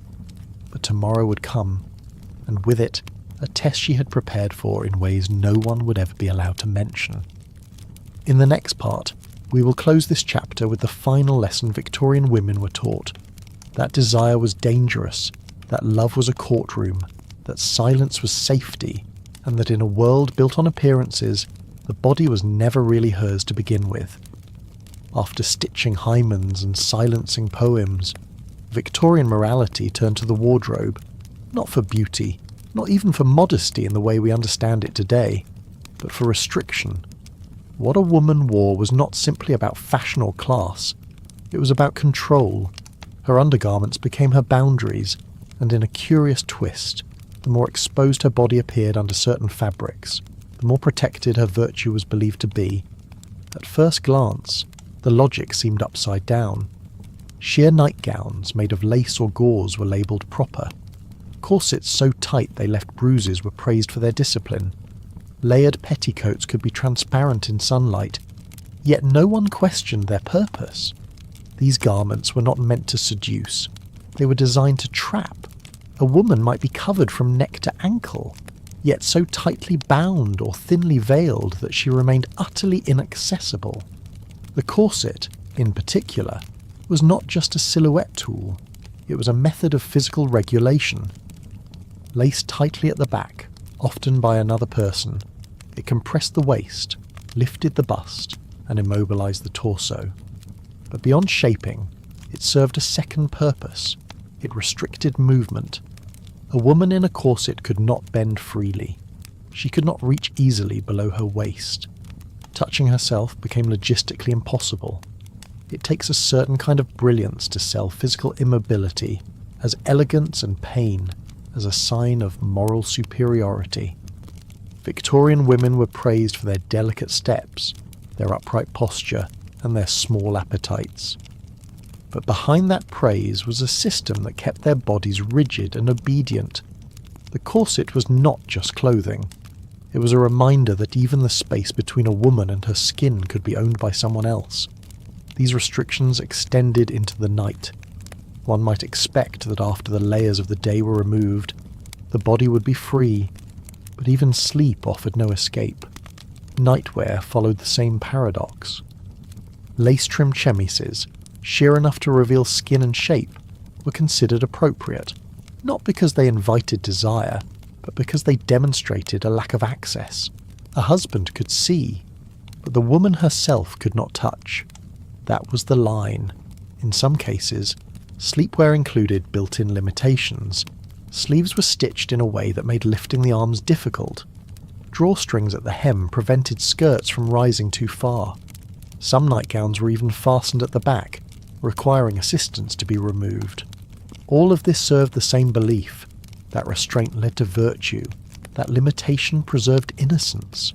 Compared to modern ideas of comfortable lingerie or empowering design, Victorian undergarments often resembled soft prisons. They were beautiful, sometimes extravagantly so, but that beauty masked their true function: to prevent, to restrict, to contain. This logic extended into the language of etiquette. A woman who dressed herself was considered independent, but slightly suspect. A woman who required assistance to dress and undress was considered modest. The inability to access her own body became a virtue, and any garment that made this more difficult was praised.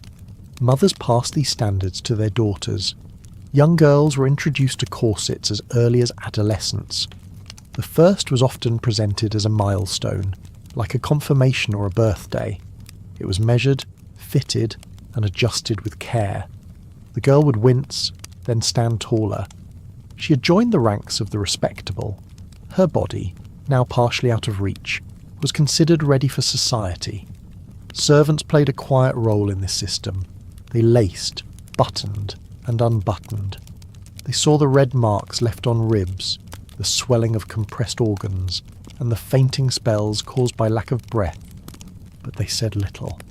They were trained to consider these signs as normal, even enviable. A woman who fainted was considered delicate. A woman who wore her corset through pregnancy was praised for discipline. There were exceptions, of course. Some women rebelled, loosening their stays when no one was watching. Others chose softer fabrics or simpler designs. A few joined early movements for dress reform, arguing that freedom of movement was not immodest. But these voices were rare. Most women, even those who hated the feel of whalebone against their skin, accepted the rules, because they understood what was at stake. What fascinates me is how this entire system depended on the illusion that restriction was safety, that denying access to others and to oneself was the key to dignity.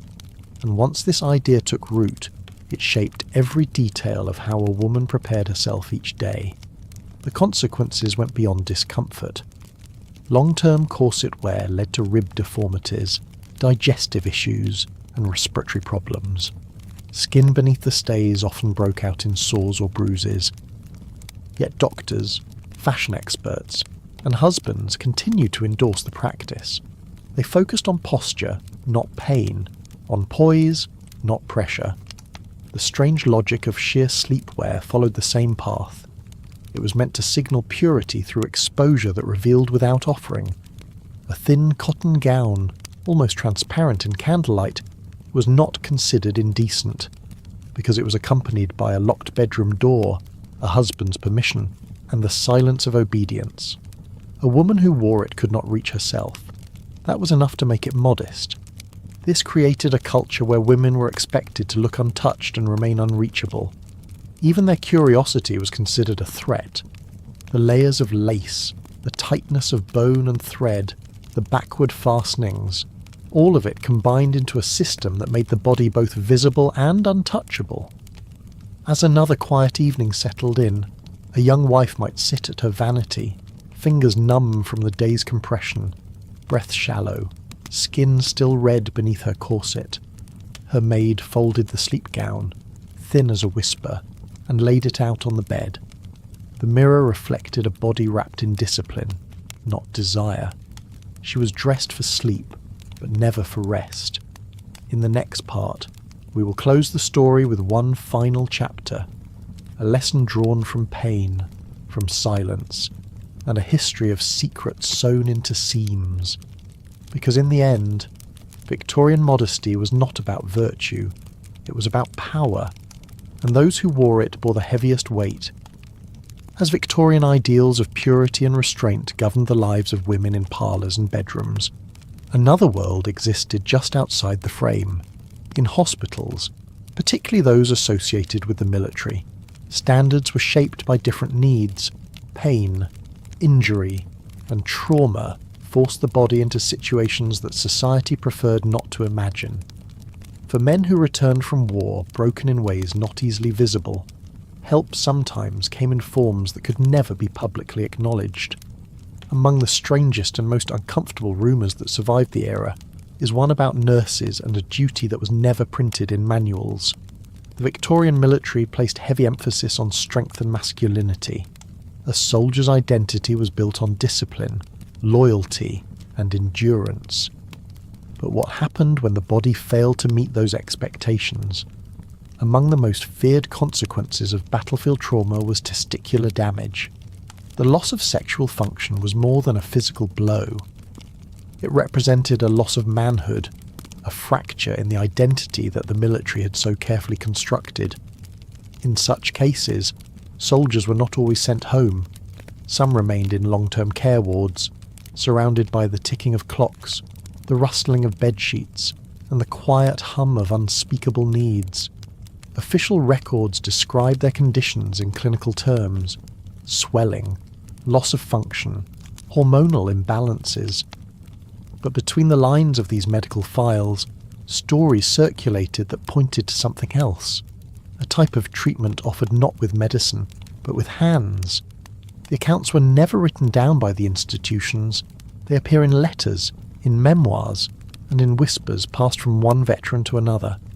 A soldier might say he had been cared for in a way that helped restore his dignity. The implication was clear. In some hospitals, certain nurses were quietly expected to help paralysed or injured men reach release. Not for pleasure, for pressure, not for desire, for duty. It takes a special kind of moral gymnastics to condemn women for expressing desire, while quietly assigning them to fulfill someone else's in silence. These nurses were not trained for this task. It was not discussed in medical school or formal instruction. It was simply expected in some places. A silent extension of care, a gesture toward helping a man feel whole again. In most cases, the patient was described as suffering from retained fluids or congestive imbalance. The vocabulary was vague, intentionally so. Doctors rarely documented the treatments, and when they did, they used euphemisms. Manual intervention might be listed, or peripheral circulatory stimulation. But what occurred in these curtained corners did not resemble standard care. The nurses, often young women assigned to male wards, were given quiet instructions. Not all complied. Some objected and were reassigned. Others felt trapped between their duty to the hospital and their discomfort. A few rationalised the act as part of healing. They believed that by helping these men, they were offering something important, not sexuality, but restoration, the ability to feel like a man again, even briefly. Compared to modern ethical standards in medical care, the idea that physical relief was once considered a nurse's obligation is deeply unsettling. But in the Victorian context, where women's boundaries were often defined by others, it fits into a broader pattern.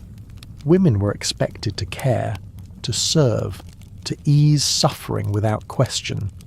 Whether in homes, in marriages, or on the battlefield, their role was to absorb discomfort, never to speak of their own. The soldiers themselves often treated the experience with a strange mix of gratitude and guilt. In some memoirs, men described feeling ashamed of their body's response. Others expressed deep appreciation, not for the act, but for the sense of normalcy it gave them. In those moments, they felt seen not as patients, but as men. The women who provided this relief were rarely named. They remained figures in the background, quiet, efficient, forgettable. Hospitals did not advertise or endorse this practice. Officially, it did not exist. But the silence around it was part of what made it so enduring. The absence of documentation protected institutions, but also erased the emotional toll. These women had no forums to speak in, no language to explain. They were expected to forget what they did, just as they were told to forget what they wanted. Some historians argue that these practices were rare, confined to certain military hospitals under extreme circumstances. Others believe they were more widespread but deliberately hidden. The lack of records makes it difficult to say. What we have are fragments, journal entries, hushed recollections, a recurring pattern of women placed in intimate proximity to power, with no power of their own. What fascinates me is how the same society that preached chastity and self-denial turned to women in private to resolve male discomfort. There was no contradiction, as long as no one spoke of it. Morality was for the public sphere. Behind hospital walls, morality made room for practicality. Pain needed to be relieved, hormones needed to be balanced, and if a woman's body or hand could do that, it was simply part of the job. What stays with me is the silence these nurses must have carried, their task unspoken, their service unrecorded. They did not receive medals or promotions, only nods, only quiet instructions, and perhaps the uneasy awareness that their care extended far beyond bandages and thermometers. As the gaslights dimmed across hospital corridors and the smell of antiseptic lingered in the air, a nurse might wash her hands at a basin, staring into the cracked mirror above it. The patient had fallen asleep. The chart remained blank. Outside, boots passed along stone floors. Inside, she folded a towel and placed it beside the bed, then walked away. In the next part, we will return to the civilian world, where young girls were punished not for what they did, but for how they walked, laughed, or dressed. Because in Victorian England, even the shape of a footstep could be considered a threat to virtue. Even in a society saturated with rules, where poems were censored, corsets were weaponized, and silence was the measure of grace, Victorian morality still found new corners to regulate. Marriage, supposedly the haven where physical intimacy was finally allowed, came with its own set of complications. Desire remained suspect. Passion was seen as primitive, and even in the sacred space of the marriage bed, some sought to eliminate what little closeness was permitted. The solution, as always, was restraint. This time, it arrived not as fabric or posture, but as furniture. Some households, especially among the devout or the aristocratic, began using what they called therapeutic or moral beds. These were not designed for health in the modern sense. They were designed to ensure that marital intercourse took place without physical intimacy. The body could fulfill its role. The soul, they hoped, would remain untouched. These beds or contraptions often took the form of divided mattresses or wooden frames. In some versions, the couple lay side by side, separated by a thick wooden partition. Only a single, carefully measured hole connected the two halves.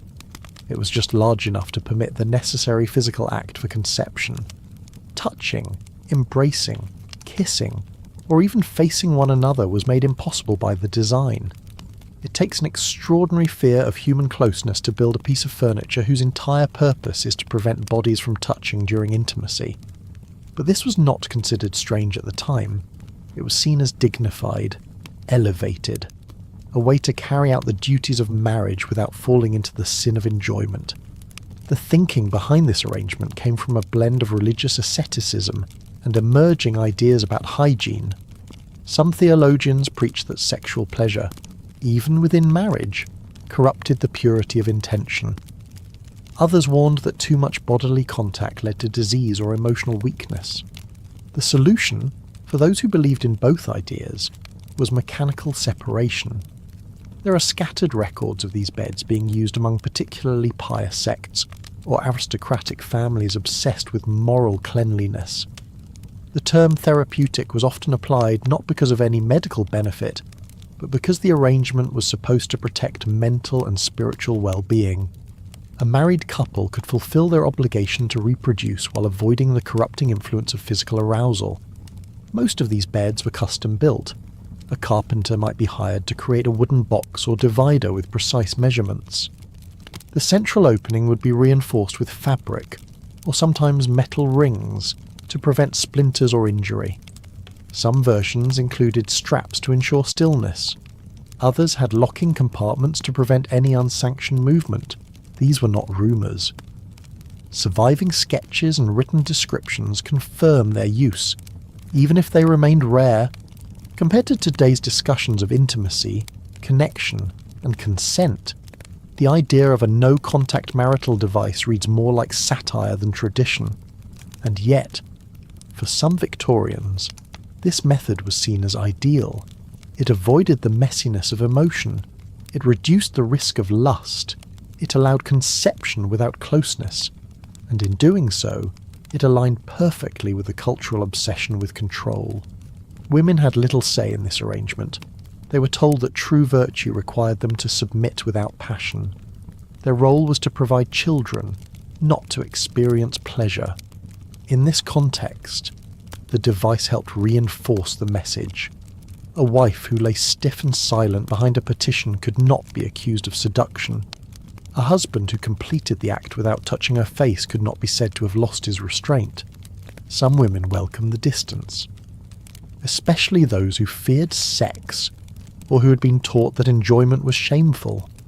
Others endured it silently, confused and aching for something more human. The device allowed the act to occur without eye contact, without breath against breath, without fingers on skin. It was, in every way, a denial of the body in service of the role. Not all families use such beds, but even in households without physical barriers, the same mindset prevailed. Couples were often told to avoid looking at each other during intercourse, to speak no words, to think only of duty.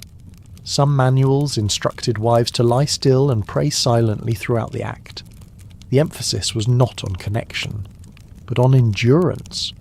These beliefs were reinforced by clergy, doctors, and social leaders. Pamphlets warned that emotional closeness led to dependence, that passion weakened the mind, that touching too often would erode discipline. The ideal couple, they said, was reserved, clean, distant. And these strange devices became the literal embodiment of that ideal. What lingers with me is the image of two people joined only by a square of wood, fulfilling the most ancient human act as if they were strangers, their faces hidden, their arms are unable to reach, their voices are silent. They were married by law, joined by faith, yet held apart by fear. Few of these devices survived. Most were dismantled, hidden, or destroyed when the family line moved on. Some were repurposed as storage trunks or beds for servants.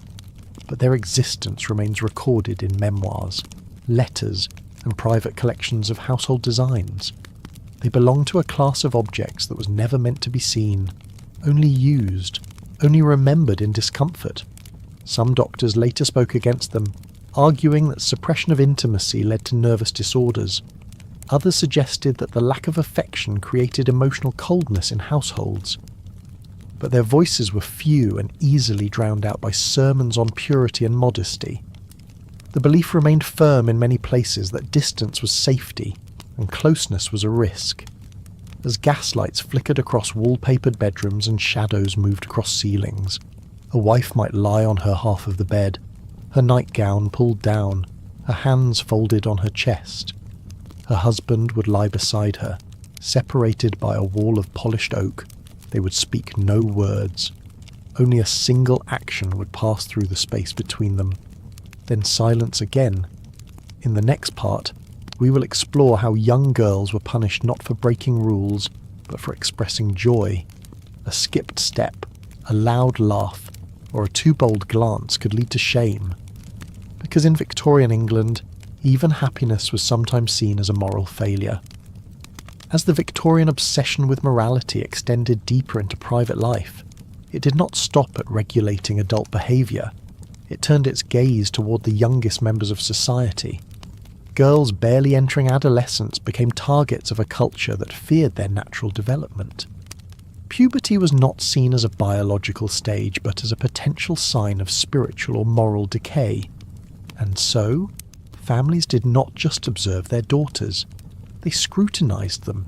And when a girl was seen as too curious, too aware, or simply too early in her growth, parents turned to a trusted authority, the medical profession. Doctors of the era were not neutral actors. They were expected to serve as moral enforcers as much as healers. A girl who began to develop breasts or menstruate before what was considered the proper age could be labelled as troubled, unnatural, or even possessed by dangerous urges. Parents, particularly mothers, worried that their daughters were being overtaken by what was called precocious sensuality. In some families, the mere fact of a girl being cheerful, physical, or curious about her body was enough to trigger alarm. She would be taken, often in secret, to the family doctor. These visits were not framed as punishment but as a medical necessity. A girl too young to understand would be examined under the justification of protection. Her body would be measured, her organs prodded, and her demeanour evaluated. The goal was not just diagnosis, it was a correction. Supposedly, these girls were being treated for the dangers of their impulses. Nothing reveals the confusion between care and control quite like bringing a child to a physician to have her desires adjusted. But such visits were accepted, even encouraged. Doctors published case studies about the condition of early female arousal, describing it in clinical but unmistakably judgmental terms. A girl who daydreamed or blushed was a suspect. One who touched herself or asked questions could be referred to what they called a therapeutic intervention. The treatments varied. Some physicians recommended cold baths or limited food intake. Others applied electric currents to nerve points to reduce what they described as overstimulation. In more extreme cases, girls were subjected to genital cauterization, surgical intervention, or enforced isolation. These methods were seen not as violations, but as moral cures. Pain was part of the price. Shame was part of the process. Imagine telling a child that the feelings in her body are dangerous and must be removed like a tumour. That was the reality for some young girls under this system. They were not taught about their bodies. They were taught to fear them, to see their development as a threat, to equate growing up with growing dirty. These ideas did not protect innocence. They redefined it as ignorance and silence. Many of the doctors involved believed they were doing the right thing. Victorian medicine was deeply entwined with religious values. The female body was considered inherently prone to imbalance, hysteria, or seduction. A girl who matured early could contaminate others. Some medical manuals warned that such girls might tempt older men, or cause jealousy among other women. So treatment was also a way of removing a supposed social danger. But others took advantage. In some dark corners of the system, medical visits provided cover for abuse. Under the banner of examination, girls were touched, restrained, or subjected to humiliating procedures. Their voices were ignored, their discomfort was dismissed, because if the doctor said it was necessary, then no one questioned it, especially not the patient. There are historical records of such cases, buried in footnotes or preserved in court archives. Most were never prosecuted. The victims were too young to speak with authority. Their families were too ashamed to admit what had happened, and society is too committed to the illusion that everything is being done for the right reasons. To this day, it is difficult to distinguish between the well-intentioned and the predatory in the legacy of these treatments. Some physicians later argued against the practice. They claimed that labelling puberty as an illness created more harm than good, but their voices were often ignored. Others tried to shift the focus toward education and psychological support, but even those efforts were framed within strict gender expectations. The dominant view remained a good girl was a quiet girl, and a quiet girl was one whose body had been properly supervised. Mothers, meanwhile, lived in fear of failure. They were told that a daughter's virtue was the measure of maternal success. If a girl was found to be immoral, the blame would fall on her home, so women became the enforcers of silence in their households. Some coached their daughters to avoid eye contact, others forbade dancing, singing, or laughing too loudly. Any expression could be interpreted as evidence of misbehaviour. What struck me most was how these young girls were treated not as children learning about life, but as women already guilty of something they hadn't done. Their innocence was presumed conditional, their growth pathologized, and their trust in adults was quietly eroded by the rituals of suspicion. Over time, this fear of female development became embedded in everything from literature to fashion. Girls were dressed in restrictive clothing to delay their maturation. They were discouraged from reading novels or attending events where they might see or hear something inappropriate. Even friendships were monitored. A girl who became too close to another girl was sometimes suspected of harbouring inappropriate feelings. All of this left scars, emotional, psychological, and sometimes physical. Some of the women who grew up under these systems later spoke of nightmares, aversions, and lifelong confusion about intimacy. Others simply never spoke at all, because the message was clear from the beginning: your body is not yours. It is a thing to be watched, corrected, and never trusted. As the gas lamps dimmed in parlours and the last sounds of carriages faded into the fog, a mother might sit by her daughter's bedside, praying she had done enough, that the doctor had done enough, that no one would ever say the girl had behaved improperly. In this strange world, safety was defined not by well-being, but by silence. In the next part, we will turn to the secret spaces women visited alone, not hospitals or clinics, but underground photography studios. Because when society forbade self-expression, some women turned to the lens to capture a version of themselves no one else was allowed to see. If Victorian society demanded that women be silent about their desires in public, then some of them responded by recording those desires in private, inside dressing tables, behind curtains, or under mattress seams. Small notebooks held secrets that would have shocked the drawing rooms and chapel pews of the time. These were not diaries about gardening, recipes, or society gossip. They were written records of internal lives, where women explored the forbidden thoughts they could not say aloud. In a world that denied women autonomy, these personal writings offered a fragile space for self-recognition. But even this private act came with danger. Among upper-class women, particularly those who had access to education and solitude, keeping a journal was common. What made these journals remarkable was not their existence, but their content. In the late Victorian period, a growing number of women used them to reflect on their physicality, attraction, and longing. They wrote about touch, about sensations they did not always have the words for, and about the silent ache of being treated as invisible beings. Some entries read like scientific observations of the self, others were desperate pleas for understanding, and some, to modern readers, would sound like poetry wrapped in shame. But these women were careful. They knew what was at stake. These diaries were not left open on desks. They were bound in leather, wrapped in silk, sometimes locked with tiny keys or secured in boxes with straps and buckles. Some even had custom-made compartments, disguised to look like jewellery chests or sewing kits. The protection was not decorative. It was defensive. Because if anyone found the contents, the consequences could be catastrophic. When your body is policed by society, your mind becomes the last hiding place, and even that was under threat.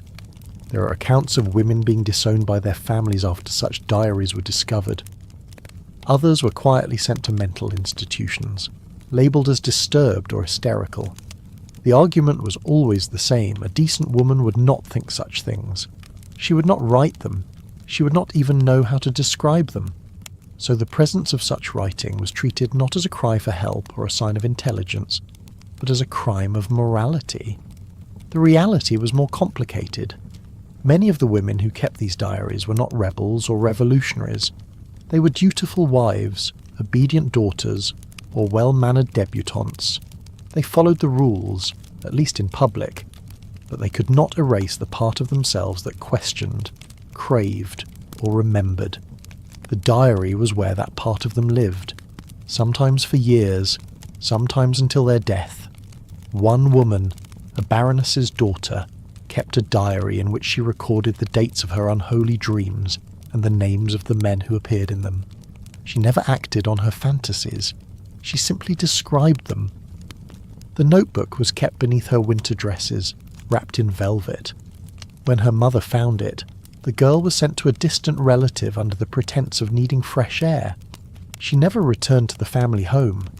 That diary, decades later, was found in an attic trunk. The lock was broken, but the words remained. Not all of the writing was explicit. Some diaries focused on longing, fear, or confusion. Women asked why they felt things they had never been told about, why their bodies betrayed them during sermons or while reading novels. Others mourned the lack of closeness in their marriages, or the absence of affection from those who were supposed to love them. These were not women trying to be obscene. They were trying to be whole. It is hard not to see these diaries as quiet acts of rebellion, even if they never left the bedroom drawer. They were written proof that desire existed behind corsets and curtsies, that women had thoughts not shaped by fathers, husbands, or priests, and that even in a time obsessed with repression, some part of the truth still made it to the page. As the phenomenon spread, so did the panic. Clergy warned families to keep closer watch on their daughters. Mothers were advised to inspect private drawers and closets. Schools began to ban the keeping of personal journals altogether. And yet, the more forbidden the act became, the more compelling it was. Some women started using codes or foreign languages. Others wrote in invisible ink. A few wrote letters to imaginary friends or saints, disguising their longing as prayer. There is a story of a governess who kept a diary detailing her emotional attachments to both her employer and the employer's wife. She never expressed her feelings openly, but her journal recorded every glance, every accidental touch, every moment of imagined closeness. When it was found, she was accused of madness. The doctor who examined her cited emotional instability brought on by excessive solitude. No one mentioned that the only person she ever confided in was her notebook. In some cases, the discovery of a diary led to forced treatments. Women were given sedatives, subjected to isolation, or pressured into spiritual confession. The very fact of writing about one's body was considered a symptom, a disease of the soul. The assumption was not that the world had failed these women, but that they had failed to live within it correctly. I often wonder how many brilliant minds were locked away not because they acted out, but because they wrote down what they felt. In a different century, some of these women might have become novelists, therapists, or philosophers, but in their own time, they were simply too aware, too articulate, too human. Today, a few of these diaries survive in libraries, mislabeled or tucked away in archives. They are rarely on public display. Their words are still treated as delicate, sometimes dangerous, but they remind us of something essential. That even in the most controlled societies, people find a way to preserve the truth of their inner lives. As the lamps flickered out in quiet homes and lace curtains swayed in the breeze, a young woman might sit by her vanity, holding a pen with trembling hands. She might write a line and then blot it out, then try again, then lock the diary shut, praying no one would ever find it, but unable to stop writing. In the next part, we'll uncover how Victorian women responded to this repression not just through writing, but by taking charge of their image in unexpected ways. Specifically, we will explore the rise of beauty products marketed for erotic appeal, and how what seemed like perfume and powder often masked something much more provocative. Not all strange customs of the Victorian era were reserved for the bedrooms of aristocrats or the prescriptions of physicians. Some were quietly enforced each morning, as women dressed for work in houses that did not belong to them. For domestic servants, particularly young women working as housemaids, the rules of appearance were not only strict but deeply humiliating. Their bodies were part of the house's function, and the garments they wore made that very clear. In many households, the line between control and cruelty blurred with every thread of fabric. The uniform of a housemaid might appear simple to modern eyes: a dress of plain colour, an apron, and sometimes a cap. But beneath that simplicity was a deliberate message. In numerous upper and middle-class homes, it was expected that female servants wear thin cotton dresses, often without petticoats or undergarments.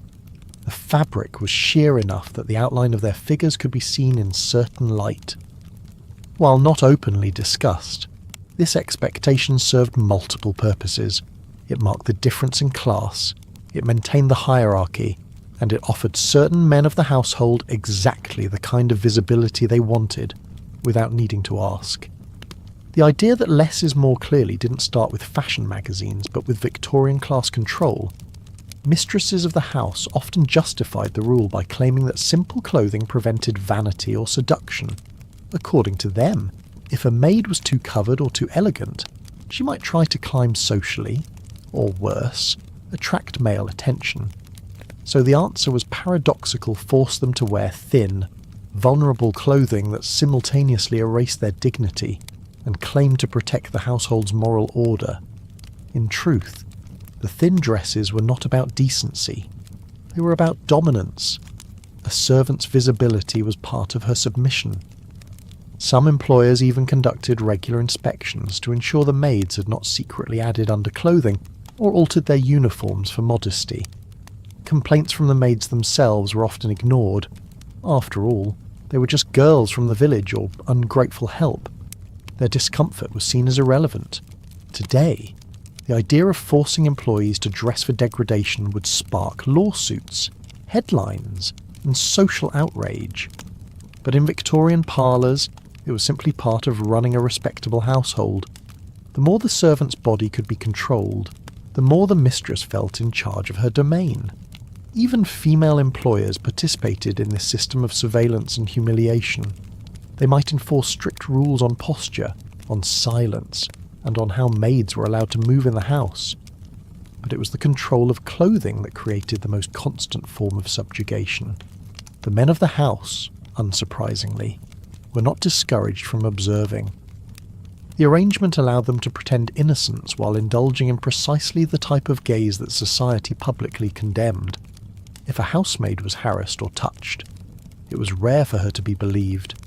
Most kept quiet, fearing dismissal, or worse, blame. A maid who tried to protest might find herself without a reference letter, and without that letter, she could not find work elsewhere. Some households even forbade maids from changing clothes in private. The logic was that if servants were always under supervision, they would not have time or means to become troublesome. In one household journal, a matron proudly described how she provided chaste white uniforms that were laundered daily and distributed each morning by the head maid. But the uniforms were made of gauze, and the head maid was instructed to check that nothing was worn underneath. In certain wealthier estates, housemaids were required to serve tea or assist dressing while kneeling or bending forward, positions that made their clothing's transparency even more apparent. These tasks were assigned not just for function, but for effect. The house might be decorated with portraits of idealized women in flowing robes, but the real objectification happened in the kitchen, in the corridors, and on stair landings. What disturbs me most is not just the act of forcing someone to wear thin clothes, but the quiet cruelty of pretending it was for their good. The language of morality became a tool to enforce humiliation, protection became permission, and silence was interpreted as consent. In that sense, the servant's body was not her own. It belonged to the household's order. Some women attempted resistance. They would sew extra layers into their skirts or hide cloth under aprons. But if caught, they could be reprimanded or dismissed for disobedience or vanity. One maid wrote in a hidden letter to her sister that she layered her skirts with newspaper pages on colder mornings. The crinkling sound gave her away. She was sent back to her village without pay. There were rumours, too, of households where the uniforms grew more explicit with time. In one London home, the maids were given a summer version of their dress, which was sleeveless, shorter, and even more translucent. The mistress insisted it was more practical in the heat. The male guests agreed. No one asked the servants, even when these practices were questioned. Defenders argued that those girls knew what they signed up for, but the truth was, they had no choice. Many came from poverty or orphanages. Their contracts were verbal, their days were long, their meals were leftovers, and their clothes did not belong to them.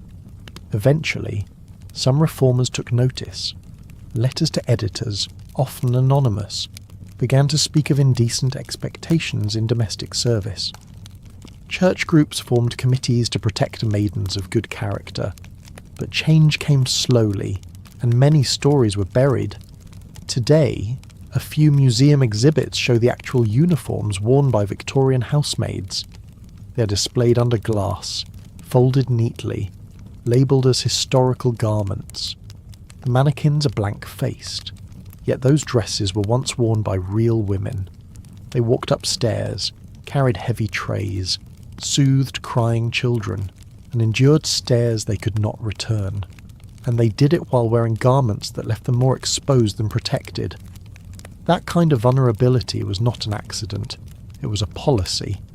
In the next part, we will follow what happened when this control extended beyond the household and into childhood. Specifically, how young girls were taken to physicians to have their bodies examined for signs of moral decline, under the guise of medical duty. It is a darker turn, but an inevitable one in a culture obsessed with purity and fear. In many Victorian households, the notion of when to conceive a child was not left to chance.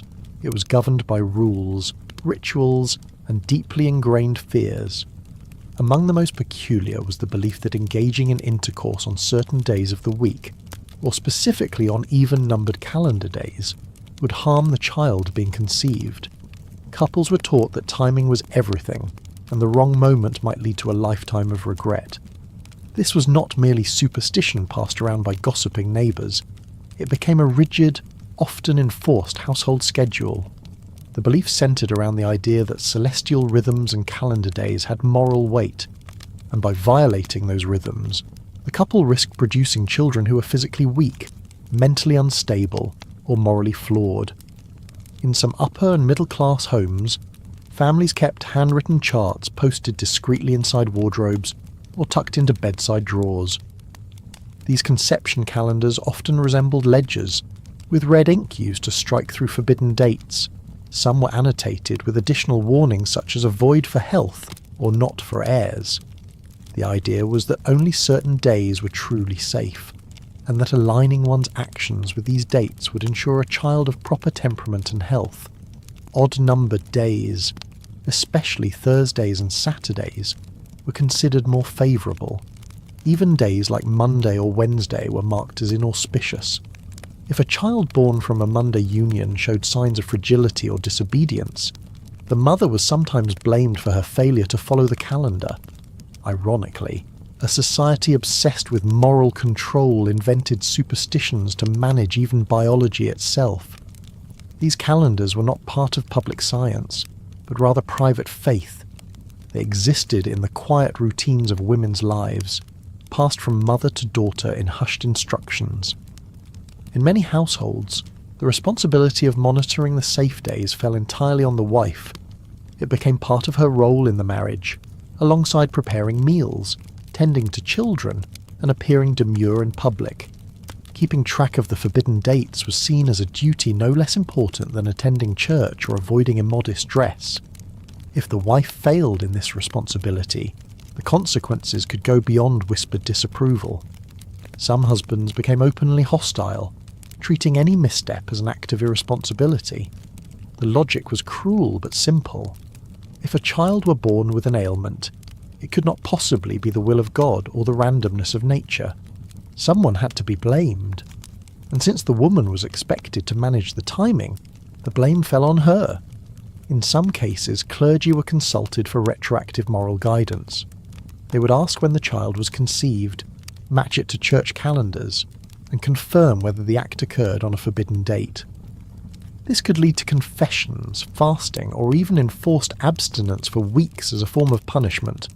Compared to today's world of reproductive health apps and ovulation tracking, this Victorian approach was less scientific but far more punishing.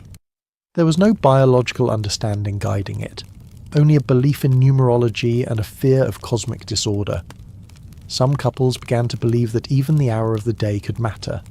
Evening was preferred over morning. Moon phases were sometimes taken into account. In rural areas, women might consult old farmers' almanacs as if seeking agricultural advice for human conception. There were stories of women rising in the middle of the night to change the bedsheets if they realised they had been touched on an even date. Whether such stories were literal or exaggerated, they captured the pressure placed on female bodies to conform to invisible patterns. Within this rigid moral framework, women rarely had the freedom to express dissent. If a woman questioned the logic of the calendar, she might be accused of being too bold, too curious, or worse, too educated.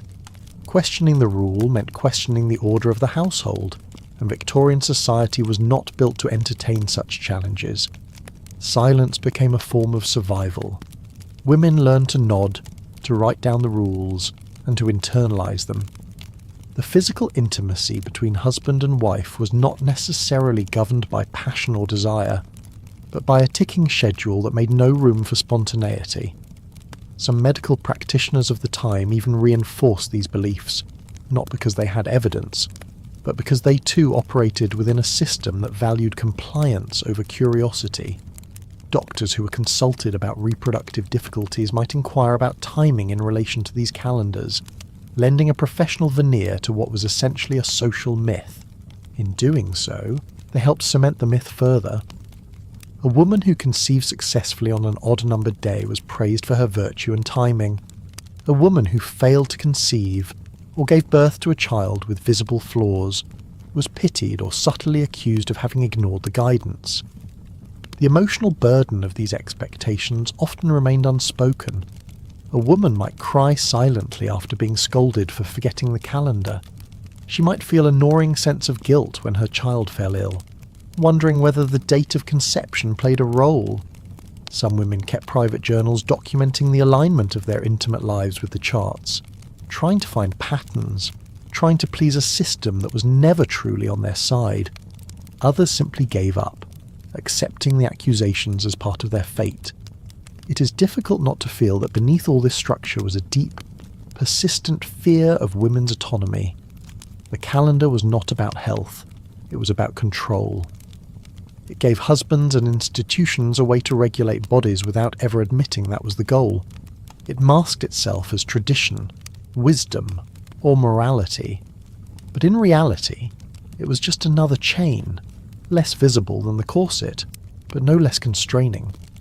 What strikes me most about this practice is not the strangeness of the belief itself, but how naturally it fits into the rest of the Victorian logic.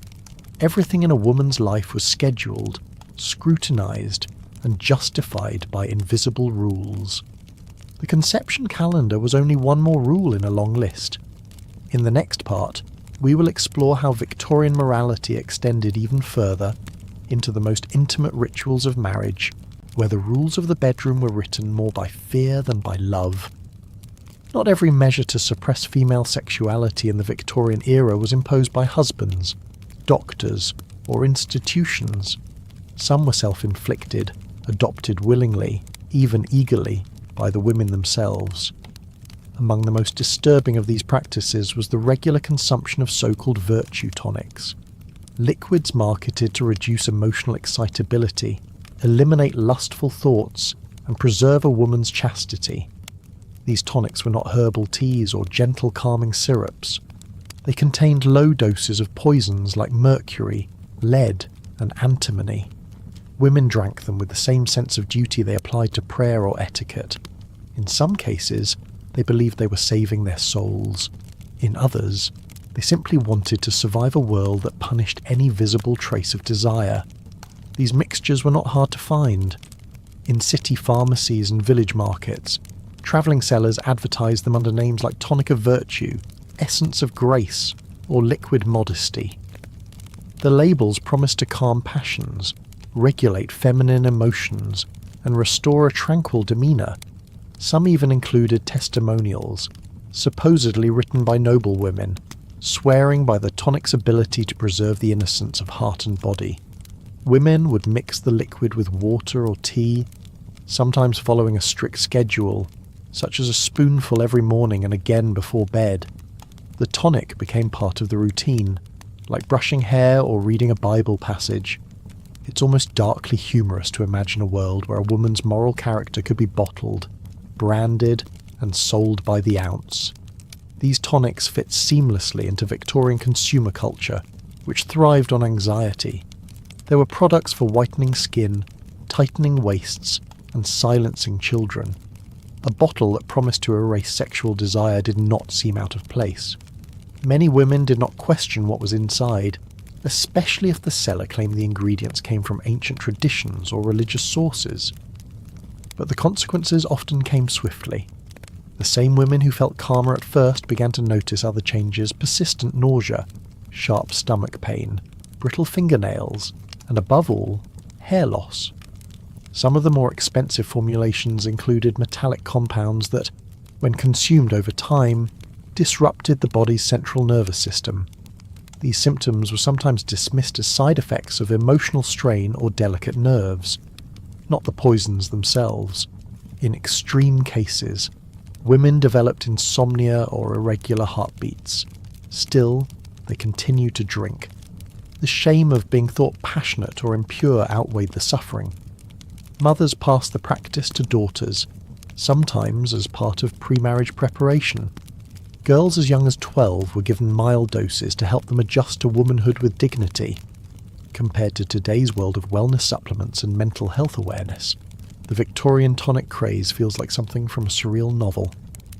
But it was real, widespread, and deadly. Some medical journals of the time cautiously warned against overuse.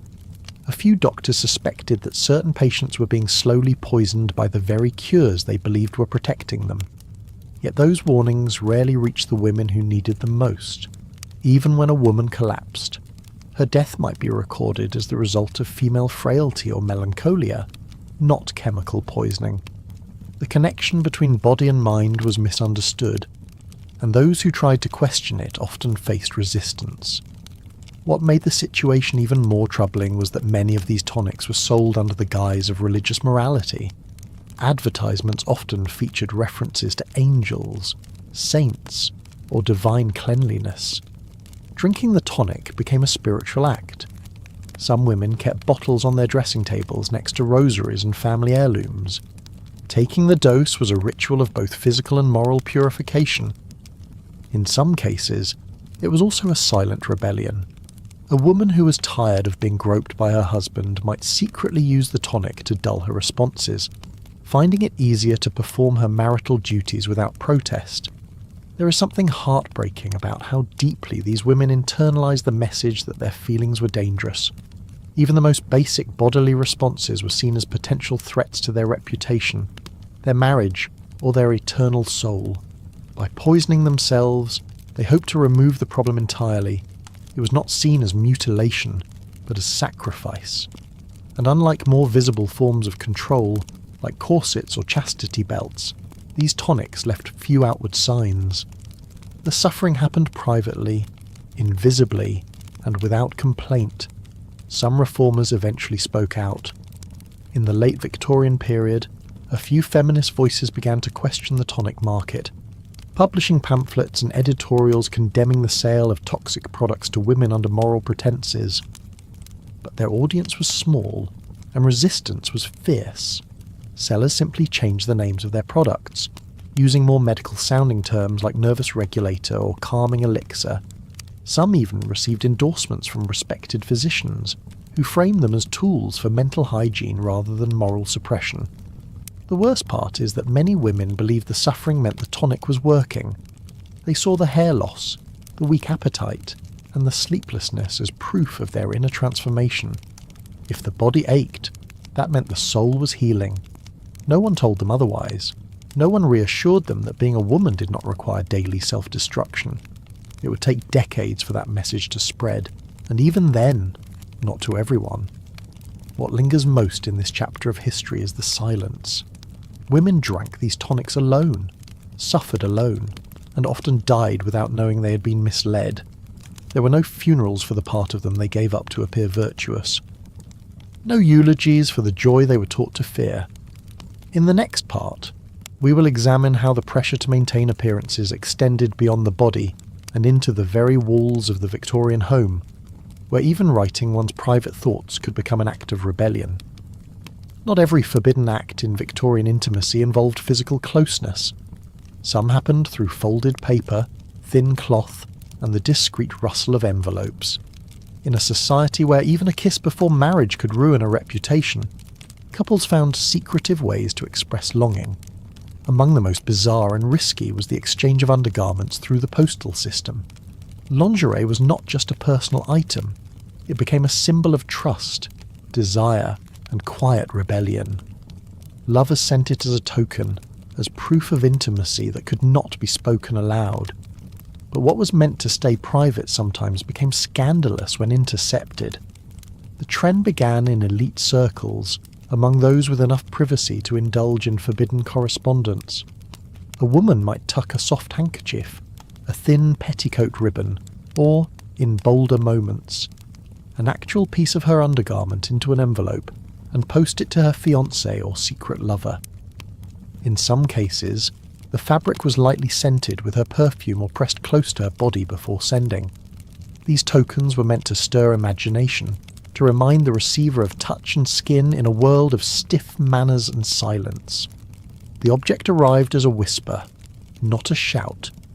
But as with many things in the Victorian era, the lines between sentiment and scandal were razor thin. The moment someone else saw what was inside, it transformed.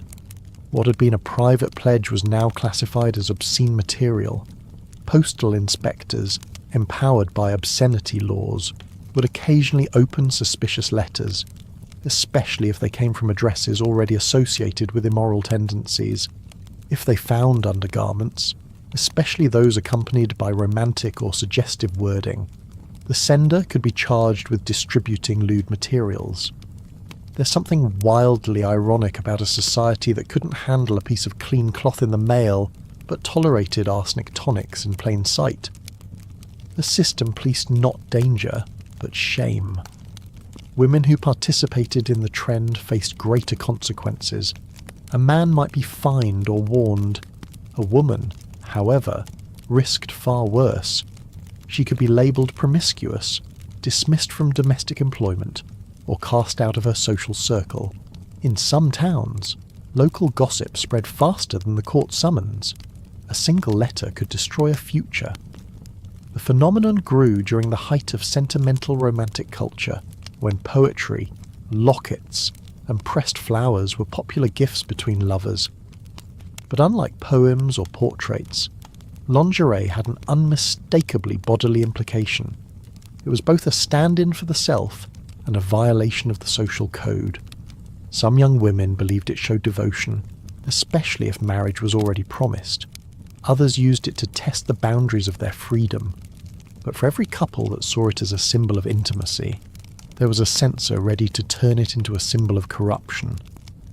In a time when physical touch was forbidden, the postal system became the stage for many of the era's most quiet sexual rebellions.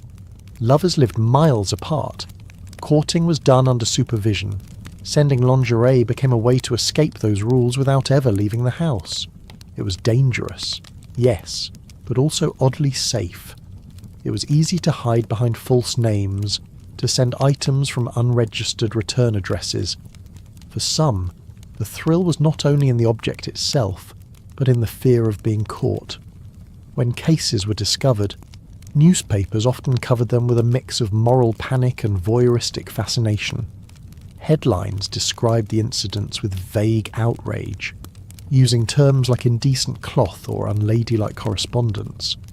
The actual details were rarely printed, but that didn't stop readers from imagining them. Moral societies responded by lobbying for stricter inspection of female mail, suggesting that unmarried women should not be allowed to send personal parcels at all. Some post offices developed unwritten policies of extra scrutiny for letters that seemed too bulky or perfumed. It's both absurd and sad that so many women's tender gestures were reduced to legal evidence of impurity. The gesture of sharing something close to the body was meant to preserve closeness, not provoke scandal. Yet in court, the very intimacy of the act became its indictment. Judges cited the softness of the fabric or the presence of a scent as proof of indecency. A personal message became a criminal document, and as always, it was the woman's intent that was put on trial, not the man's reaction. In some rare cases, the sender denied knowledge. She claimed the item was meant as a joke or a laundry mistake. Others broke down in court, confessing their feelings and begging for leniency. The punishment ranged from fines to short imprisonment, but the real cost was social. Being known as the woman who sent her undergarments by mail meant being watched forever after. Even if acquitted, she was rarely forgiven. Yet the practice did not disappear. It simply moved deeper underground. Lovers began to hide undergarments in hollow books or sew them into double linings of envelopes. Others used intermediaries, trusted friends who would mail the items from a different city. Some enclosed only fragments, like a torn lace corner or a button from a corset. These tiny details allowed them to continue the tradition while reducing the risk. The ingenuity with which these messages were sent shows how strong the desire was to connect, even in a society determined to separate. What endures from this story is not the scandal, but the creativity. These were people who found ways to express love and desire in a world that refused to name either. They made their language out of thread and paper, a quiet defiance stitched into cloth. And while their letters may have been seized, their longing could not be censored. Next, we turn from letters to the pages of secret journals, where women documented their inner lives, then locked them away in chains rather than risk discovery. In the rigid world of Victorian intimacy, there was one rule that shaped nearly every interaction between men and women behind closed doors. Only the man was allowed to feel desire. Female passion, if it surfaced, was not welcomed as a sign of mutual connection. It was treated instead as an error, a danger, or worse, an illness. For a woman to admit to pleasure was to risk being diagnosed with instability, accused of moral failure, or quietly shunned. Her role was to endure, not to enjoy. The prevailing belief was that respectable women were naturally disinterested in sex. Any sign of enthusiasm challenged that myth and threatened the entire moral framework of the time. Female pleasure had no place in public discourse, no acknowledgement in polite education, and certainly no validation in medicine. If a woman expressed too much warmth toward her husband, or too much eagerness in the bedroom, it was often attributed to nervous imbalance or hidden corruption. Doctors prescribed bed rest. Clergy prescribed repentance. Families were prescribed silence. Some physicians even wrote that a woman smiling after intimacy might be showing early signs of hysteria. That smile, instead of symbolizing connection, became a medical symptom to be corrected. And if she initiated affection or showed interest before her husband did, the shame could be devastating. It was considered unnatural for a wife to want. Her duty was to accept, nothing more. In contrast, men were not only allowed but encouraged to desire. Entire manuals were written for husbands, instructing them on how to awaken their wives, but never to ask if they wished to be awakened. These guides emphasized method, patience, and control, but avoided the concept of consent altogether. They assumed that all women, even the most hesitant, would eventually warm up to the idea. It was only a matter of time and the right technique. The notion that a woman might simply not want intimacy at all did not fit the narrative. This dynamic created a strange silence around female experiences.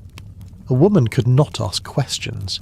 express curiosity, or admit to feelings without endangering her reputation. If she confided in a friend, she might be met with confusion or judgment.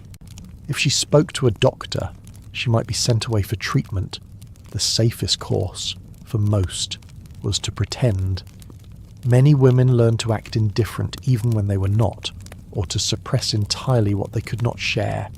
Imagine a world where pleasure was punished and silence was praised, and you'll begin to understand the weight many women carried. That silence was not a sign of passivity, but of survival. To speak openly, to want openly, was simply too dangerous. Even in marital settings, female pleasure was not the goal. If a husband believed his wife enjoyed the experience too much, he might become suspicious. Was she experienced? Was she secretly sinful? These questions lingered in the air, and they made vulnerability nearly impossible. The more a woman tried to be open, the more she risked being accused of moral collapse. And if she did not react at all, that, too, was seen as appropriate.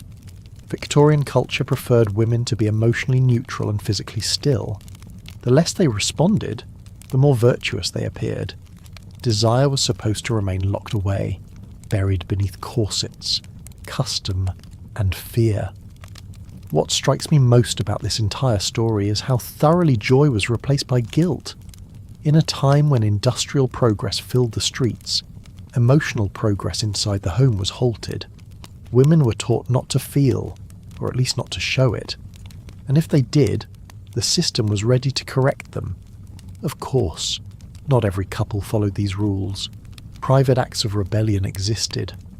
Some women did find love and freedom within marriage, but they did so quietly, often with great risk, and without any public acknowledgement. Their pleasure had to be a secret, even from themselves.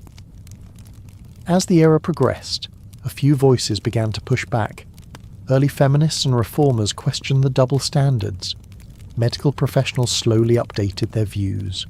Literature began to hint at more complex, more humane portrayals of female desire. But the shadows of shame and surveillance did not fade quickly. They lingered for generations. With this final rule, the strange, repressed, and often cruel sexual landscape of the Victorian era comes into focus. It was a world shaped not by lack of technology, but by fear of the body and terror of the self. Every rule we've explored was rooted in control of touch, of thought, of feeling. And nowhere was that control more fiercely enforced than in the belief that women must not want. Now that we've reached the end of this quiet descent into one of history's most bizarre chapters, may your night be free of corsets, chastity belts, and hidden fears. Thank you for staying with me through these strange stories. Sleep gently, and may your dreams be softer than Victorian morality ever allowed.